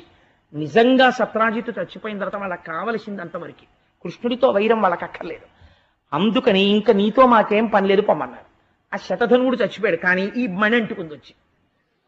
ఇప్పుడు ఈ మణి ఉంది అని తెలిస్తే ఎందుకు చేశారు ఈ పని అని అడుగుతాడేమోనని ఇప్పుడు వచ్చింది పశ్చాత్తాపం. భగవంతుడికి దూరం అయిపోయారు. అతిభక్తితో చేసినటువంటి తప్పిదాలు కూడా ఈశ్వరుడికి దూరం చేస్తాయి. కాబట్టి భక్తి పెచ్చు మీరి నీ ఈశ్వరుణ్ణి నువ్వు ఆరాధన చెయ్యడము ఎప్పుడూ దోషము కాదు. ఈశ్వరారాధన పేరు చెప్పి ఈశ్వర తిరస్కారము, ఈశ్వర నింద, ఈశ్వరుని యొక్క వేరొక రూపం మీద కక్ష పెంచుకోవడం, తప్పుడు ప్రచారాలు చేయడం అటువంటి ప్రమాదాన్ని తీసుకొచ్చేస్తుంది. దాన్ని ఈశ్వరుడు ఆపడం. ఏమైపోయాడు? నిజంగా ఈశ్వరుడికి దూరం అవడానికి పనికి వచ్చిందంతే ఈ భక్తి. అక్రూరుడు దూరం అయిపోయాడు, కృతవర్మ దూరం అయిపోయాడు. కానీ ఎంత దూరం అయిపోయినా లోపల మాత్రం ఒక గొప్ప భక్తి ఉంది కృష్ణుడి మీద. ఈ భక్తి ఏం చేసిందో తెలుసా అండి? 2 లక్షణాలు కలిసి వచ్చాయి అక్రూరుల్లో. ఒకటి జన్మతః సాధింపబడినటువంటి ఫలితం, 2 మహాపురుషుని యొక్క తేజస్సు, 3 అలవి మీరినటువంటి కృష్ణ భక్తి. 3 ఏకకాలమునందు అక్రూరుడి యందు ఉన్నాయి. మొదటిది ఏమిటో తెలుసా అండి? అసలు జన్మతః మహాపురుషుడైన. ఎందుచేత అంటే ఒకానొకప్పుడు కాశీరాజ్యాన్ని కాశీరాజు పరిపాలిస్తుండేవాడు. కాశీరాజ్యంలో వర్షాలు పడడం ఆగిపోయాయి. ఆగిపోతే కాశీరాజు గారు ఎలా వర్షాలు పడతాయి అని అడిగాడు. అడిగితే ఏదో పెద్ద అపచారం జరిగింది. ఇంత అపచారం పోవాలంటే ఒక మహాభక్తుడైన వాడు, ఒక మహాపురుషుడైన వాడు రావాలి. ఆయన వస్తే ఈ పాపము విరిగిపోతుంది, వర్షములు తమంత తాము పడిపోతాయి. రామాయణంలో బాలకాండలో ఋష్యశృంగుణ్ణి తీసుకొచ్చారు అలాగా.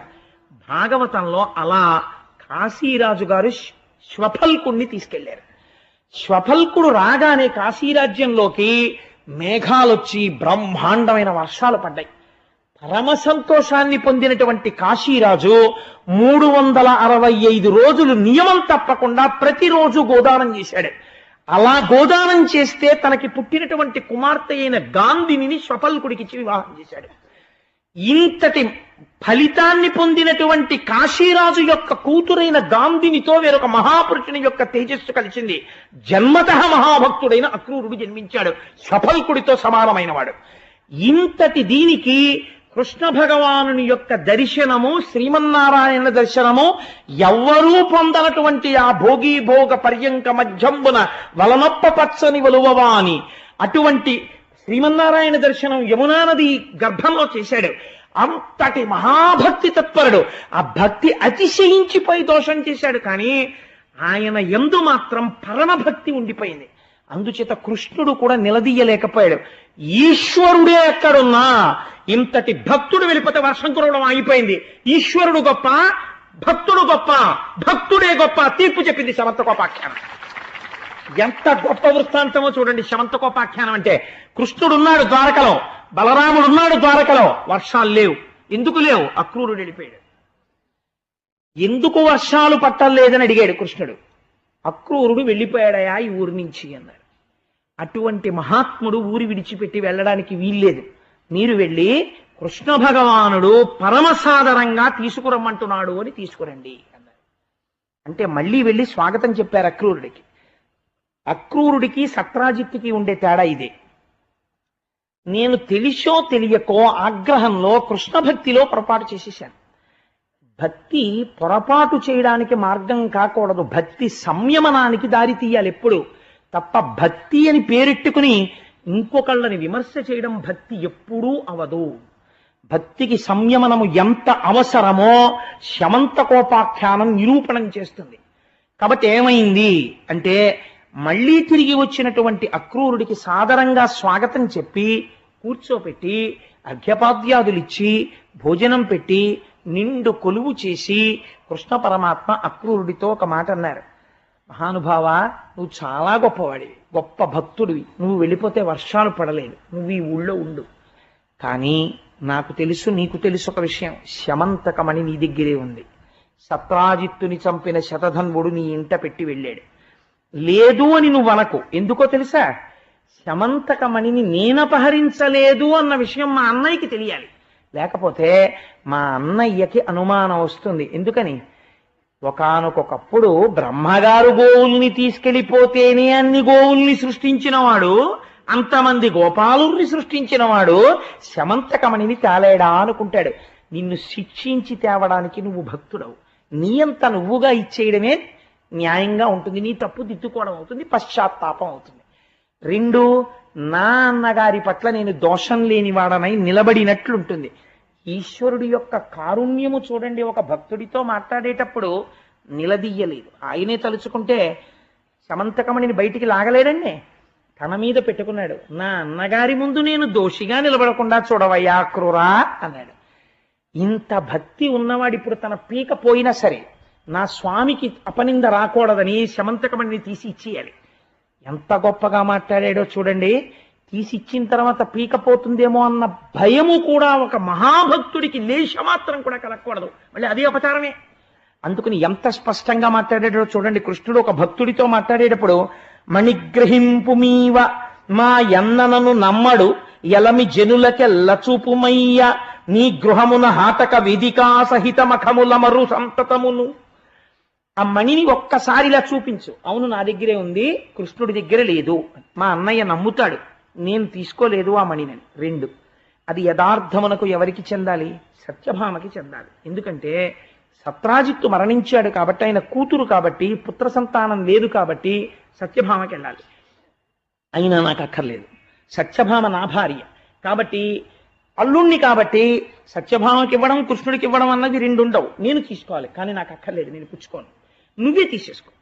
నీ ఇంటిలో ఒక బంగారు వేదిక మీద ఆ శమంతకమణిని పెట్టి, సత్రాజిత్తులా తీసుకెళ్ళి ఎక్కడో దాచక్కర్లేదు, పెట్టి రోజు వచ్చినటువంటి 8 బారువుల బంగారంతో నిరంతర యజ్ఞ యాగాది నారాయణ సేవ భోజనాలు పెడుతూ నిరంతరం భాగవతులతో నీ జీవితాన్ని తరింప చేసుకో. శమంతకమణిని అలా వాడుకో. కానీ ఒక్కసారి చూపించు, మా అన్నయ్య దగ్గర నేను మాట పడనన్నాడు. అంతకు మించి నిగ్రహించలేదు అక్రూరుణ్ణి. వెంటనే కన్నుల నీరు కారుతూ నా వలన నా స్వామికి నింద రావడమానని తన బట్టలో దాచుకున్న శమంతకమణిని తీసి ఇచ్చేశాడు అక్రూరుడు. ఆ శమంతకమణిని మొన్న మంగళసూత్రాలు చూపించినట్టు సభలో అందరికీ చూపించాడు కృష్ణుడు. ఇదిగో అక్రూరుడు ఉన్నాడు, అబద్ధం కాదు, అక్రూరుడు అబద్ధం ఆడ్డు, మహాపురుషుడు అని. అప్పుడు ఆ మణిని అక్రూరుడికి ఇచ్చేశాడు. అక్రూరుడు తీసుకెళ్లి తన ఇంటిలో బంగారు వేదిక మీద పెట్టాడు. అది రోజు 8 బారువుల బంగారం పెట్టేది. ఈ 8 బారువుల బంగారంతో రోజు చక్కగా యజ్ఞయాగాది క్రతువులు, ఇంటికొచ్చేటటువంటి వాళ్ళందరికీ గోపాలకృష్ణ గారు కోరుకున్న షడ్రసోపేతమైన భోజనాలు. ఇంకేముందండి, 5 రూపాయల డొనేషన్ అక్కర్లేదు. అయ్యప్ప స్వామి పూజల్లాగా హాయిగా ప్రతిరోజు అక్రూరుడింటికి వెళ్ళిపోతూ ఉండడం, యజ్ఞప్రసారం తీసుకుంటూ ఉండడం, భోజనాలు చేస్తూ ఉండడం. అక్రూరుడికి కావలసిందేమిటి? ఎప్పుడు నారాయణ సేవ, భగవంతుడిని అలా సేవించుకోవడం. జీవితాంతం అలా సేవించుకోగలిగినటువంటి ఫలితాన్ని అక్రూరుడికి ఇచ్చాడు. ఇప్పుడు ఆ శమంతకమని ఏమైంది? ఈశ్వరార్చనకు ఉపయోగపడింది. ఎవడు ఈశ్వరార్చనకు శమంతకమని దగ్గర పెట్టుకున్నాడో వాడికి అది బరువు కాలేదు. అది హాయిగా రోజు అందరూ వచ్చి అదే శమంతకమని అని నమస్కారం పెట్టి వెళ్ళేవాడు. ఇప్పుడు దాన్ని ఎవడు ముట్టుకునేవాడు కాదు. ఎందుకని?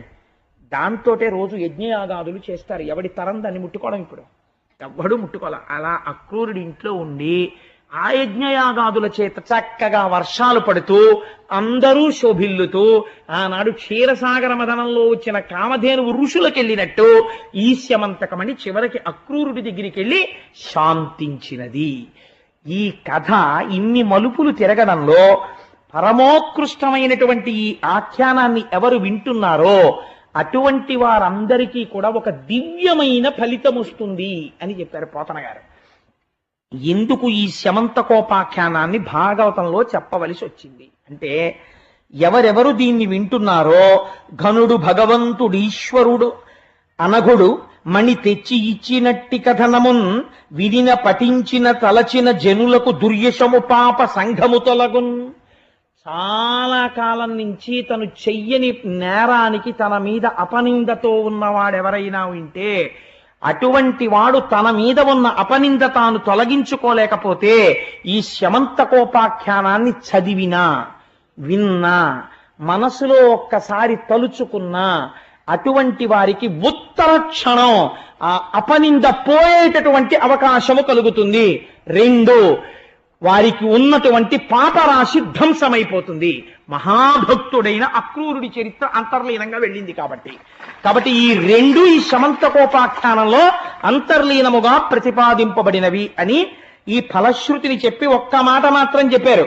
ఏమనంటే, ఈ కథనమున్ వినిన పఠించిన తలచిన ఇవి జరగాలి అంటే విశ్వాసం ఉండాలి. మొట్టమొదట ఈశ్వర వాక్కు మీద విశ్వాసం లేని సత్రాజిత్తే కదా ఇన్ని బాధలు పడ్డాడు. ఇక్కడ నమ్మి అదేమిటండి వినేస్తే అలా అయిపోతుందా అంటే వాడు సత్రాజిత్తే. అలా అవుతుంది అని నమ్మగలిగితే వాడు మహాపురుషుడు అవుతాడు. కాబట్టి ఇటువంటి ఫలితాన్ని పొందుతాడు అని ఒక అద్భుతమైనటువంటి ఆఖ్యానంతో పోతనామాచ్యుల వారు శమంతకోపాఖ్యానాన్ని పూర్తి చేశారు.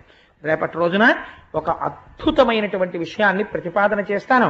రేపు మిగిలినటువంటి అష్టభార్యలు ఎవరెవరిని వివాహం చేసుకున్నాడు, ఆ యనమండుగురు ఎవరు, రేపటి రోజున కృష్ణుడికి యనమండుగురితో ఇంకా ఒక 16,000 మందితో వివాహం జరుగుతుంది. రేపు నరకాసుర వధ జరుగుతుంది, సత్యభామ బయలుదేరుతుంది. రేపు ఆ పరమ పవిత్రమైన ఆఖ్యానమును చెప్పగలిగిన అదృష్టమును ఈశ్వరుడు నాకు కృపచేత కటాక్షించుగాక.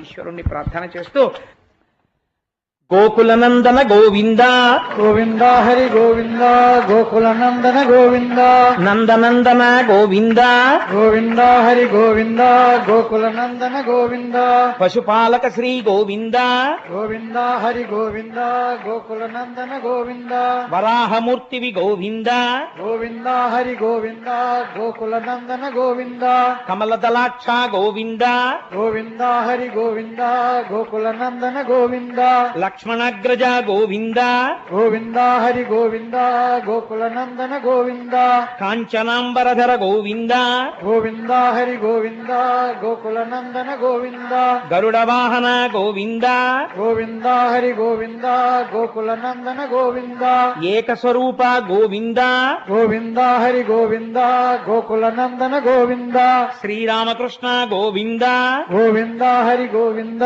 గోకుల నందన గోవింద ఏడు కొండలవాడ గోవింద గోవింద హరి గోవింద గోకుల నందన గోవింద నిత్య కళ్యాణ గోవింద గోవింద హరి గోవింద గోకుల నందన గోవింద జనార్దనమూర్తి గోవింద గోవింద హరి గోవింద గోకుల నందన గోవింద తిరుమలవాస గోవింద గోవింద హరి గోవింద గోకుల నందన గోవింద శేషాద్రి నిలయ గోవింద గోవింద హరి గోవింద గోకుల నందన గోవింద శేషసాయివి గోవింద గోవింద హరి గోవింద గోకుల నందన గోవింద శ్రీనివాస గోవింద గోవింద హరి గోవింద గోకుల నందన గోవింద శ్రీ వెంకటేశ గోవింద గోవింద హరి గోవింద గోకుల నందన గోవింద మంగళాశాసన పరై పదాచార్య పురోగమై సర్వైశ్చ పూర్వైరాచార్యై సత్కృతాయాస్తు మంగళం విహితమ విహితం వా సర్వమేత్తక్షమస్వ శివ శివ కరుణాబ్ధే శ్రీ మహాదేవ శంభో సర్వం శ్రీ ఉమామహేశ్వర పరబ్రహ్మార్పణమస్తు.